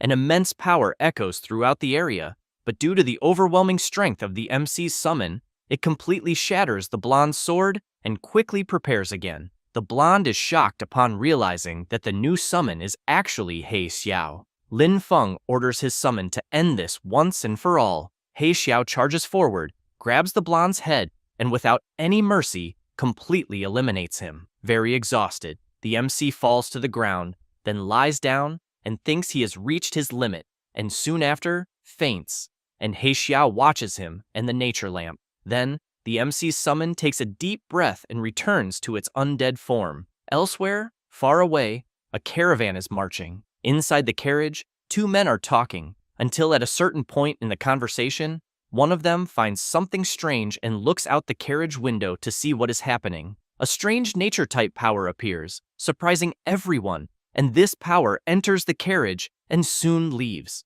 The red-haired man cannot believe what just happened, until one of the soldiers goes to him to ask if something is wrong. But he remains intrigued and thoughtful, saying nothing. Back at the MC's farm, the energy that went to the escorted carriage appears there. One of the men who was inside the carriage is brought to the MC's farm. The old man looks around and senses a powerful, pure nature magic. One man comments that it is hard to imagine such power was hidden in a place like this. Another emphasizes that if he could have such pure nature magic, he would even accept being appointed as the dean of the nature department. Then another man comments that, judging by the surroundings, it seems there was a battle with the demon clan. The old man approaches the MC and sees the nature lamp beside him. He then becomes serious and says it makes sense now, since what they are seeing around them is a reaction caused by the forced activation of the nature lamp. With that, he kneels down and begins trying to heal the MC. Meanwhile, Lin Feng is in a completely different place, wondering if he is inside his own consciousness. As he looks at a core, he realizes that everything around it feels gentle and soft, and that it might be his own power. Then he looks to the other side and sees another core, and as he tries to touch it, he wonders if it could be the necromancer power. But he is soon repelled by the core, which leaves him quite intrigued, trying to understand what is happening and whether the necromancer power is actually not under his control. At that moment, something begins to happen in the core, and it starts taking shape, and suddenly, He Xiao appears, and the MC asks if he did not die. He Xiao replies that he did die, but makes it clear that thanks to the MC, he was able to understand the true meaning of death. With that, he begins to release a strange energy and advances toward Lin Feng. Then he grabs him, and the MC starts shouting, saying he cannot break free. He Xiao laughs and says he will eliminate him to take his body, and that when that moment comes, he will be reborn once again. However, something strikes He Xiao's back, and he turns around angrily, asking who dares to interrupt him. A strange plant tentacle appears and strikes his back again, and without stopping, keeps attacking He Xiao, who is soon forced to drop the MC to the ground to defend himself. He becomes furious upon realizing that what is attacking him is a type of nature power. Then, he grabs Lin Feng again and slams him hard onto the ground, and something happens to both of the MC's powers, causing them to separate for a few moments. But it does not take long before they come back together. Then Lin Feng slowly opens his eyes and thinks it was close. And since there was little necromancer power, he did not think He Xiao had enough power to go any further. However, he realizes that He Xiao inside his consciousness was hidden within the undead magic, and that he is actually a hidden danger. Then, as he looks to the side, he hears an old man commenting to the others that he checked the MC and that he severely overexerted his mana and suffered slight internal shocks to his organs.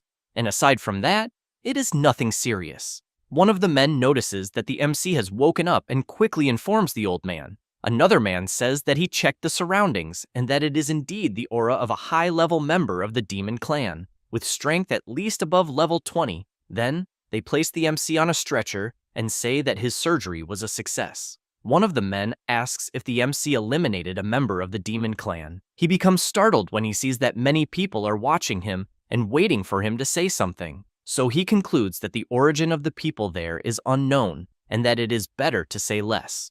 The old man calls the MC a child and tells him not to be nervous, but he thinks that the nature magic in the MC is indeed far too pure and wonders if he might be the person Vera had mentioned. As soon as they check the clothes and identification information, they ask if Lin Feng is from the Sun Wheel Academy. Then the old man takes something from his clothes and says that everyone there are instructors from the nature department of the Extraordinary Academy. Lin Feng gets off the stretcher, introduces himself, and greets his instructors.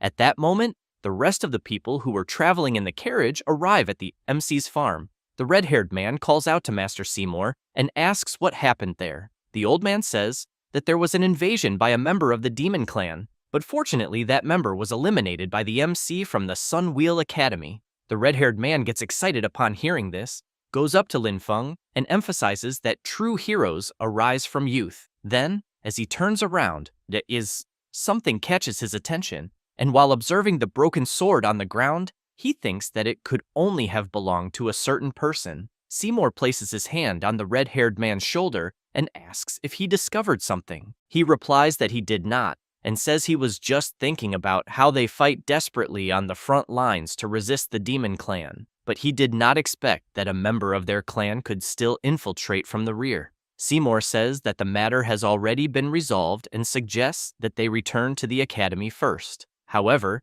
the old man asks one of the instructors to take Lin Feng along as well, as they will need the director to give an explanation. A few hours later, as soon as they arrive at the director's office and recount what happened, he says he is aware of the matter they reported and that the school will strengthen management from now on, and that they will also send 3 additional patrol teams to investigate. Seymour grabs the director by his clothes and says that he only panics when death knocks on his door and that he only looks for a bathroom when he has already soiled himself. Then, he starts shaking the director back and forth and asks what use a director like him is. Lin Feng covers his face so he does not see their little quarrel. The director tells the old man that student Lin Feng is still there and suggests he take it easier. Seymour says that admiring wolf culture is one thing and letting students run free is another, but letting a student eliminate a member of the demon clan is going too far. The director calls Lin Feng and says that he eliminated a member of the demon clan on his own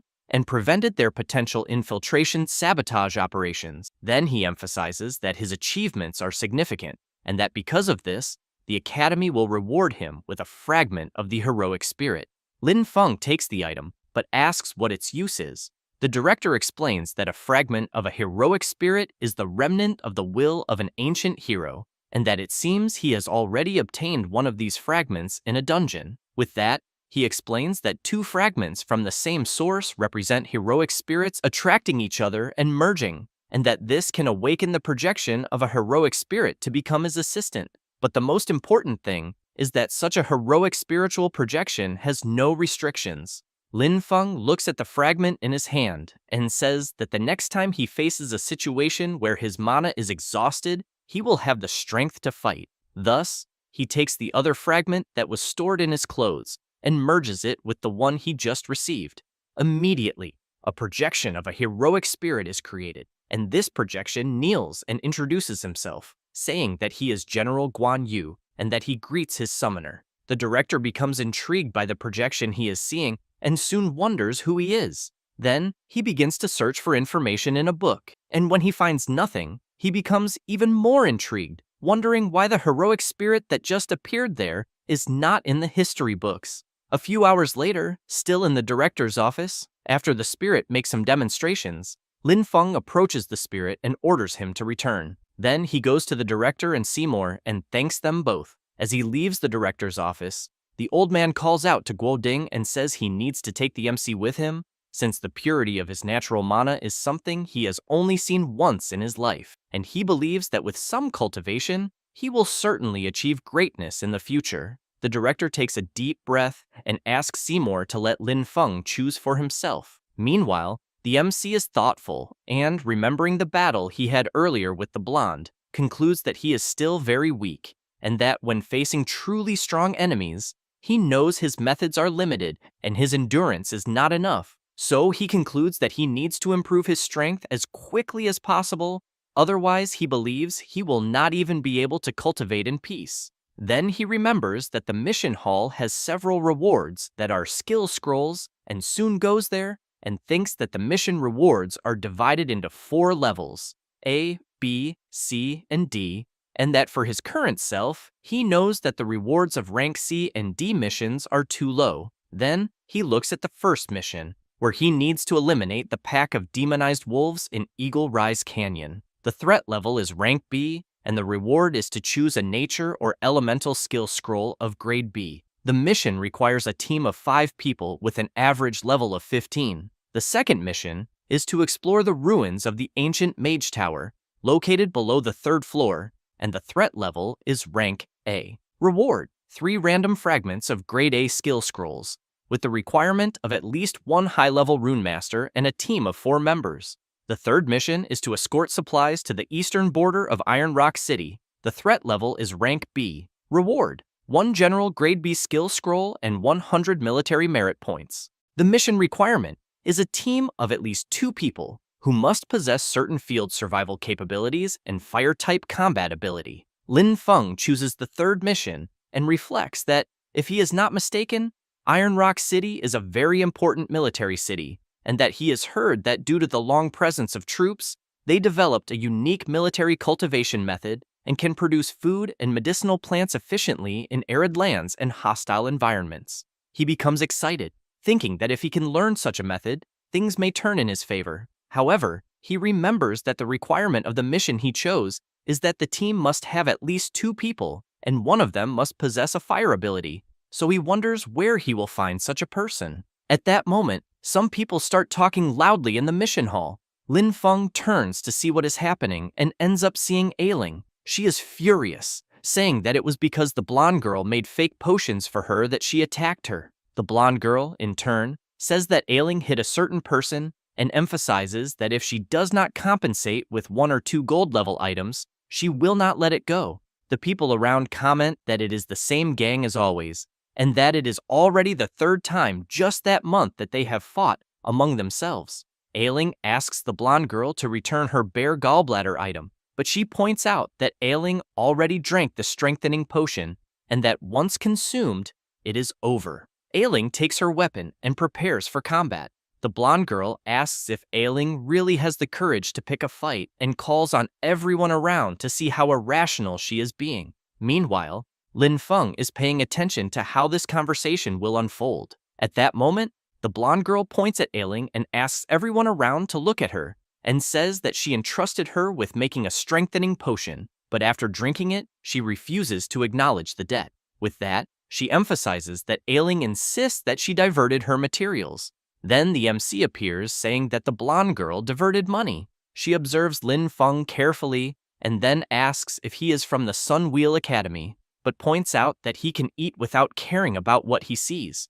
However, he cannot speak without caring about what he sees, since she worked very hard. Lin Feng channels a bit of his nature power, and the blonde girl becomes startled, expecting to be attacked. Then, she becomes confused when she sees that Lin Feng did not attack her, but instead he made a cut in the pouch she is carrying, and Ailing's bare gallbladder comes out. The people around comment, upon seeing Ailing's item, that the blonde girl was indeed scamming newcomers. She becomes nervous, points her finger at Ailing, and shouts, saying that this time a senior student from the Sunwheel Academy defended her, but swears that next time she will not be so lucky. However, as she tries to leave, the MC stops her and then asks her to return the bare gallbladder. As soon as he gets the item, the MC asks if it is the same bare gallbladder from last time. Ailing answers yes, and says she was saving it for him, but after losing to him last time, she felt a bit reluctant and thought about turning the item into a potion to improve herself. Lin Feng throws the item to her and makes it clear that he had said he gave it to her,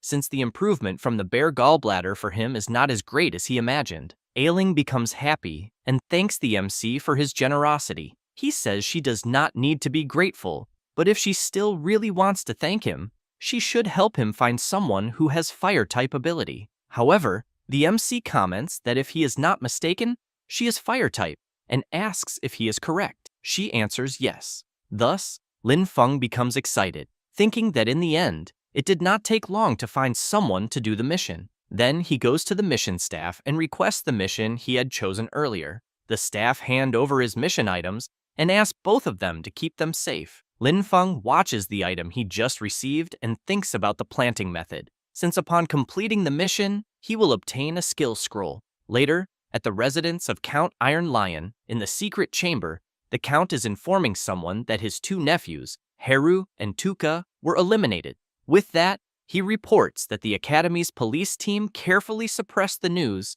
and that at the moment, they have not discovered who the culprit is. The person the Count is talking to asks if he called him just to inform him of that. The Count clenches his fist tightly and emphasizes that the person he is talking to promised that as long as he provided information about the frontline defenses and covered up his infiltration, he would support him in taking that position. Then he becomes nervous and says that now, because of the defeat in the war, he has already been demoted from Duke to Count because of that old thing. Then he emphasizes that his military power was destroyed, his fief was reduced by half, and at the moment he could not even protect his two nephews. So he asks where the help that was promised to him is. The mysterious person makes it clear to the Count that the situation on the battlefield is quite unstable and that they also suffered losses. But regarding the deaths of the Count's nephews, he thinks that it is their incompetence, since if the Count had sacrificed Haru and Tuka together according to the initial plan, he asks whether things would have reached this point. The Count tries to argue something, but the person he is talking to raises his hand, interrupting him, and the Count becomes frightened. Then the mysterious person emphasizes that Guladiusa only wants results. The Count says that since he opened the back door for them on the battlefield, that old thing has been watching him, so he asks how else they expect him to help. The Shadow makes it clear that this problem is the Count's and tells him not to forget it. Then he gets very close to him and emphasizes that the group from the Nature Department cannot save him. The Count is left speechless, thinking that he is in a very problematic situation. The creature turns around and leaves, saying that if the Count continues trying to rely on the power of the Nature Department to break the curse, it will only cause him to be eliminated faster. He says that and leaves. The Count, quite frightened, thinks that they have a project in Iron Rock Town and that he needs to remember to transfer the garrison when the time comes. The very next day, on the mountain road to the city of Iron Rock Town, Lin Feng is traveling with Ailing to carry out his mission when something catches Ailing's attention, and as soon as she turns around, she sees a huge shadow wolf right behind them. She does not feel intimidated, grabs her weapon and charges at the beast. It does not take long, and Ailing easily defeats the shadow wolf. However, she finds something strange and comments to the MC that she thinks something is wrong, since it is already the third creature they have eliminated in less than an hour. Lin Feng asks why she thinks that. Ailing explains that Iron Rock Town is an important military center and that there are regular troops for clearing and patrol in the area. Having said that, she emphasizes that under normal circumstances, in an area close to the main road like the one they are on, even demonic wolves, much less large wild beasts, are rare. But at the moment, since they entered that mountainous area, they have already encountered 3 waves of attacks. which is very abnormal. Lin Feng crouches down, placing his hand on the ground, and activates his power to see if he can discover something. Then he stands up and says that the plants around did not detect any anomaly, but points out that regardless of that, they need to pick up the pace and try to reach the outskirts of Iron Rock Town before it gets dark. Having said that, both set off at full speed. A few hours later, on the outskirts of the city, Lin Feng is quite surprised, wondering if what he is seeing are the suspended terraces, because if so, he thinks it is truly something spectacular and that he will take care of the planting method. But Ailing asks him to wait a moment and comments that the surroundings are too quiet, since this is an important military center. Therefore, Ailing asks Lin Feng to prepare for combat, and that they will need to advance cautiously. As they walk a bit further, they pass through an alley and come across an armed man lying on the ground. Lin Feng touches the man and realizes that he is dead, and as they walk a little more, they see several soldiers lying on the ground. Ailing is intrigued, wondering how this could be happening, since in Iron Rock Town, there is a garrison of 3,000 men and a defensive formation, until she is surprised by something. As she is seeing some creatures from the demon clan around a type of altar, Lin Feng does not like this at all, and while they watch from a distance, the demon clan creatures begin to do something at the altar.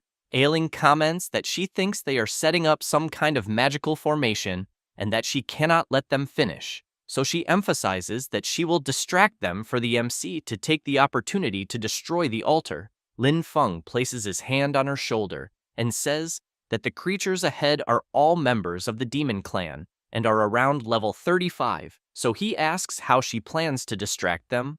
Ailing becomes thoughtful about it, until the MC turns upon noticing some attacks coming from behind. He quickly pulls Ailing so they are not hit, and as they take shelter in a corner, the creature's attacks collide with the ground and a huge explosion occurs. Then more members of the demon clan appear and shout that there are humans there and that they must eliminate them. One of the creatures kneels and launches several attacks. Lin Feng grabs Ailing by the arm and immediately runs with her so they are not hit by the attacks, until Ailing becomes quite frightened when she sees an attack approaching them. Lin Feng looks back, releases her, and steps in front of the attack, blocking it with his power, then asks Ailing if she is okay. She is impressed by his courage, but soon they are attacked and thrown away. The members of the demon clan approach them. Ailing grabs her weapon and channels her flames into it, but becomes intrigued when she sees that her power has disappeared. Lin Feng observes his power as well, and comments that apparently the mana there cannot be channeled, and fears that the formation they saw earlier probably has a mana sealing effect. And upon taking the fragment of the heroic spirit, he realizes that he is also unable to perform summons of that type. At that moment, one of the demon clan members asks if the MC likes their anti-magic formation, since only demonic energy can be used there. Having said that, they begin to move even closer to Ailing and Lin Feng. The MC reflects that, strictly speaking, he knows that undead magic does not belong to the conventional magic system, but even so, the evil is there. However, if he uses his undead magic, he thinks he will definitely be exposed, and that, because of that, the only option left is to flee, until Ailing calls out to the MC and says that she will hold back as many demon clan creatures as possible, and that he should take the chance to escape and head east to Changfeng Fortress to ask for help.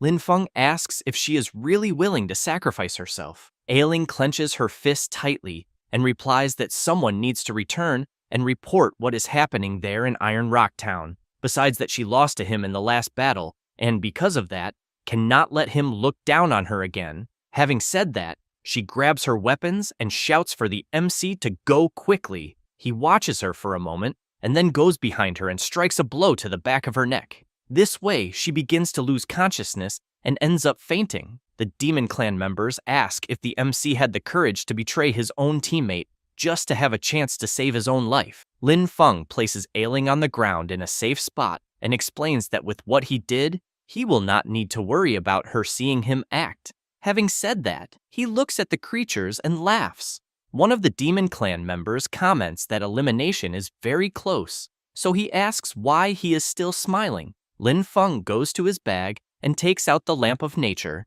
The demon clan creatures ask how the MC dares to use the lamp of nature in front of them, Then they launch several attacks that rush straight toward Lin Feng, but when he uses the power of the lamp, the energy of nature completely repels the attacks. Then, the lamp of nature begins to react differently and ends up transforming into the bone lamp. Lin Feng laughs and soon summons the executioner Xavius. The demon clan members launch more attacks. However, Xavius easily dissipates all of them. One of the creatures asks what is happening. Since the attacks with undead energy were completely dissipated, the MC makes it clear that the hunt has begun. Having said that, he calls the rest of his summons into battle, and the demon clan members group together for the confrontation. Xavius wastes no time and launches an attack with his scythe, eliminating one of the creatures very easily. However, a type of mage from the demon clan members appears and comments that he did not expect there to be a summoner who would not be affected by the anti-magic field. Then, while transforming, he points out that summoners themselves are not strong, and that if those summons try to resist, he will personally finish off the summoner. Having said that, he activates his power and summons some warriors, who immediately rush to attack, and a battle between summons begins. The mage laughs and emphasizes that he knows summoners are truly troublesome, but as long as he eliminates him, the summons will naturally disperse. Therefore, he calls the MC a stupid human and charges forward, saying that they are just giving him power for free. Lin Feng becomes concerned, since he sees the creature in front of him using the Demon Clan combat skill, the Soul-Shattering Fist. The MC blows on his fist, then clenches it tightly and activates the skill of the invincible Serious Punch of the universe. And as soon as the blows collide, a powerful energy echoes through the area, and the MC tells the creature to withstand his blow that contains 20 years of energy, and a massive explosion occurs due to the impact. Meanwhile, the summons are fighting each other. Lin Feng looks back, and his summons immediately stop fighting and wait for his command. The mage whom the MC was fighting stands up and, observing Lin Feng carefully, asks who he is. However, the MC asks why the Demon Clan is attacking Iron Rock Town. The mage calls Lin Feng a human insect and asks how he dares to interrogate him, because when Lord Guladeusa descends, all of them will become food? The MC becomes serious, thinking that once again, Guladeusa is involved. So he turns around and signals to Xavius. She doesn't understand what he means. Lin Feng comments that she always says she is excellent at interrogations, so he wants to know if she can handle it. She replies that yes, and that it would be an honor. The MC explains that he wants to know their entire plan, the location of their accomplices, and all the details. Xavius says she understands, prepares her massive scythe, and activates her power, which heads toward the Demon Clan mage, who is quickly completely enveloped by Xavius's ability and taken into her dimension. After that, Lin Feng goes to Ailing to see if she is okay, and once he sees that everything is normal, he turns and goes to the altar where the Demon Clan members were gathered. Lin Feng carefully observes the core of power and reflects that, apparently, the natural mana in the surrounding space has been completely repelled. Then he wonders if it might be an anti-magic field. So, he decides to test it and soon brings his hand close to the core. A dark energy begins to react, and the MC becomes intrigued, wondering if it isn't possible to approach this using only physical force. Then he turns, calling one of his summons. Ron goes to his master, and the MC asks him to try to break the anti-magic field core. Ron channels his power, prepares his punch, and strikes the core directly, breaking it into several pieces. At that moment, a strange dark energy begins to react around the fragments of the core, and the anti-magic barrier that surrounded the city of Iron Rock is undone. Lin Feng looks to the side and comments that, apparently, there is no life aura, but thinks he should go back and check first who needs help. So he goes to Ailing and thinks that, aside from some minor internal injuries and previous superficial cuts, she is basically fine. Then Xavius appears with a look of pity. Lin Feng takes a deep breath and calls Xavius, but before asking anything of his summon, he is quite surprised, as something inside his clothes is shining brightly, and when he takes the book he was keeping, he realizes that the strong glow is coming from it, and suddenly, the pages begin to move on their own, and the MC becomes intrigued by what is happening. At that moment, a strange magic circle is created, and a pure energy comes out of the book, which makes the MC even more suspicious, thinking that the book he was keeping suddenly activated on its own. Then he concludes that, after the surrounding mana recovered, the book activated automatically. Lin Feng decides to store the book in his bag, and, upon hearing a noise, thinks it must be coming from the direction of the Demon Clan's battlefield. So, he decides to go there to see what is happening. It doesn't take long for him to arrive, and he is already faced with a chaotic scene. Then he sees a stone in front of him and notices some information on it. After that, he hears several laughs around him. Lin Feng becomes thoughtful, puts on an overcoat, and thinks there are still people there. At that moment, one of the Demon Clan members chases a woman and a little girl. Then the child trips over a stone and falls to the ground. Her mother pulls out a knife to try to protect her. Then, she tells her daughter to run immediately, but ends up being killed. The little girl starts crying upon seeing what happened to her mother. The creature prepares to attack the child as well, but the MC appears, blocking the creature's sword. Then, he summons He Xiao, who quickly eliminates the creature and heads toward the center of the battle. Lin Feng asks the little girl if she is okay. She points to the middle of the battle and says that there are still many people there who need to be saved. The MC places his hand on the little girl's head, smiles, and says that he will save them immediately. With that, he disappears. Meanwhile, in the central square, a commander of the Demon Clan is holding several people hostage and demanding that they hand over an object, saying that if they do what he asks, he will give them a chance to serve his master. A human warrior is among the hostages, but remains quiet, waiting for a chance to act. Then one of the Demon Clan creatures appears, informing that there is a person in a black cloak invading with a group of undead. The commander turns and comments that it is just a necromancer, and there is no need for much fuss, but tells them to keep an eye on the commander who is there among the hostages, as he will go after that necromancer. However, the MC's summons appear, eliminating several Demon Clan creatures at once.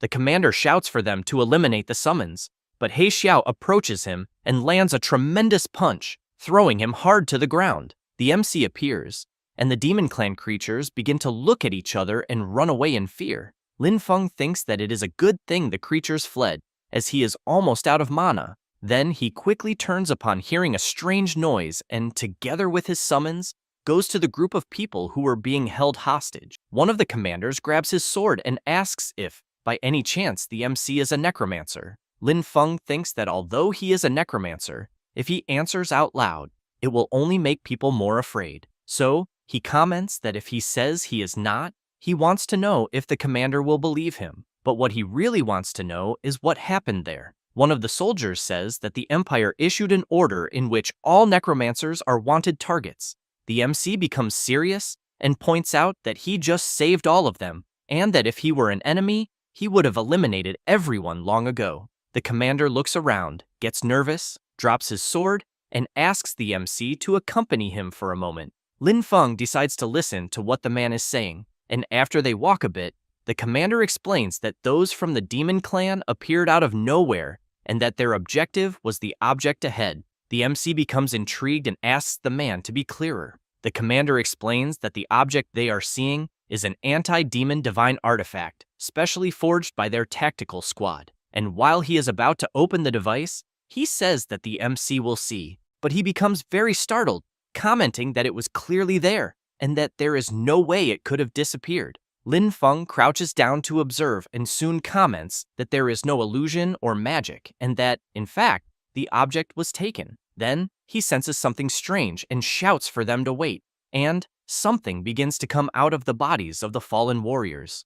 The other warriors become frightened, asking what is happening. Then the ground begins to shake, and an energy rises to the sky toward a magic circle. The tremor becomes even stronger, causing the commander of the warriors to fall to the ground. After that, a sinister, dark energy begins to form in front of the MC, who comments that he is feeling a terrifying pressure and that he thinks not even the undead can withstand it, and soon asks what kind of existence is causing all of this. One of the warriors says that he has seen this type of summoning ritual on the battlefield once, and that, because of that, he thinks it can only be Guladiusa, and that he is about to descend. At that moment, something begins to come out of the portal, and, as soon as it fully emerges, it comments that, apparently, one piece is still missing, and wonders if its power is also incomplete, but thinks it is still enough to fully project its power. Lin Feng becomes alert, watching carefully. The strange creature that has just appeared looks to the side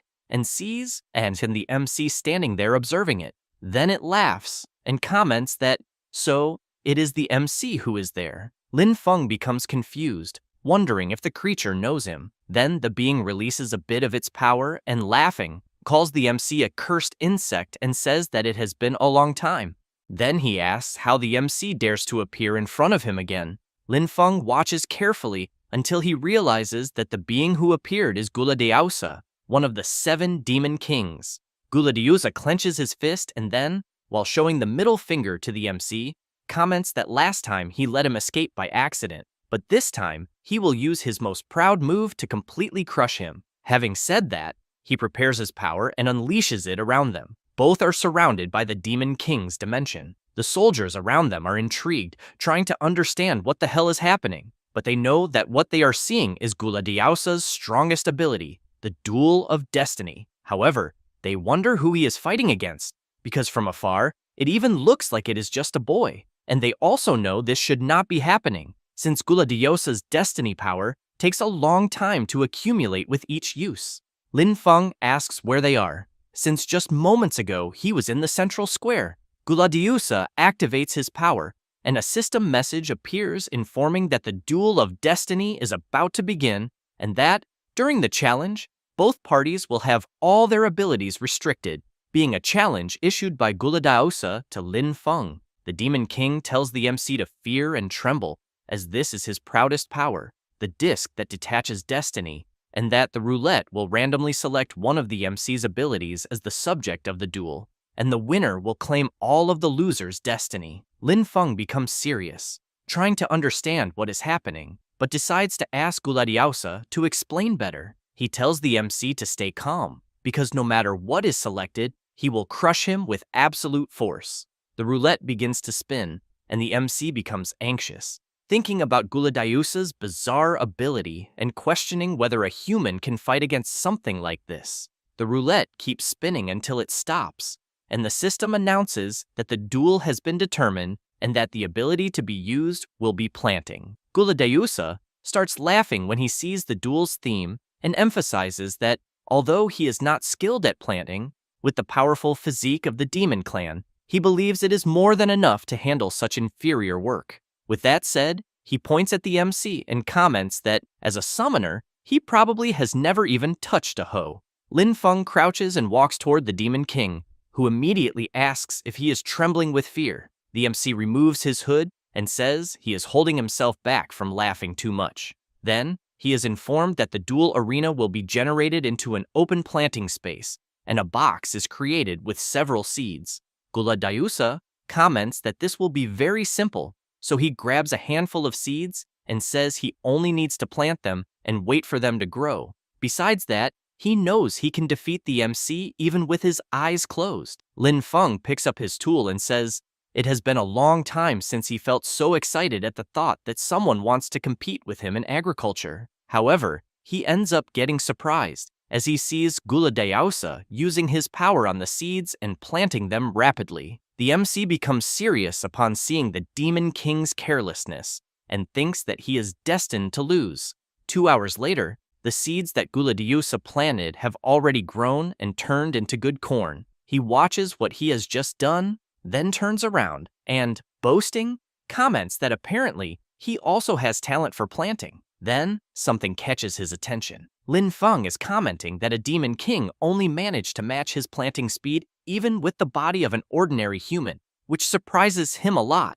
But then he laughs and asks if that is all Lin Feng managed to do, because it seems like that is everything he was capable of. The MC crouches down and picks up what he has just planted. At that moment, the system appears informing that the planting has been completed and that the evaluation will begin, based on the plant's vitality, life force, and growth potential. Thus, Guladeusa waits for the result, just like the MC. But it does not take long, and the Demon King cannot believe what he is seeing, as it is announced that Lin Feng has won the duel. Guladeusa becomes furious, saying it is impossible, and that clearly there is no difference between what the MC planted and what he planted. Lin Feng laughs and then explains that agriculture is not just about putting seeds in the ground and calling it a day. Having said that, he picks up one of the plants he planted and explains that he infused the seeds with nature magic, allowing them to absorb more nutrients from the soil. However, meanwhile, Guladiosa's demonic energy would only cause the seeds to wither. He cannot believe what he is hearing and, as he charges at the MC, says he refuses to accept this and that he will eliminate him with his own hands. Lin Feng asks if Guladiosa does not honor his word and questions what kind of demon king he is. Then, a shadow, very similar to Guladiosa, appears to protect the MC and ends up taking the blow from the real demon king. Lin Feng feels relieved to see that he will not be attacked. At that moment, the system appears informing that the challenge has ended and that the challenger's destiny has been cancelled due to prohibited behavior involving the use of brute force. Guladiosa's body begins to be torn apart and then starts to fragment. After he disappears, a black mark is created on the MC's hand, and he becomes very intrigued, trying to understand what the hell just happened.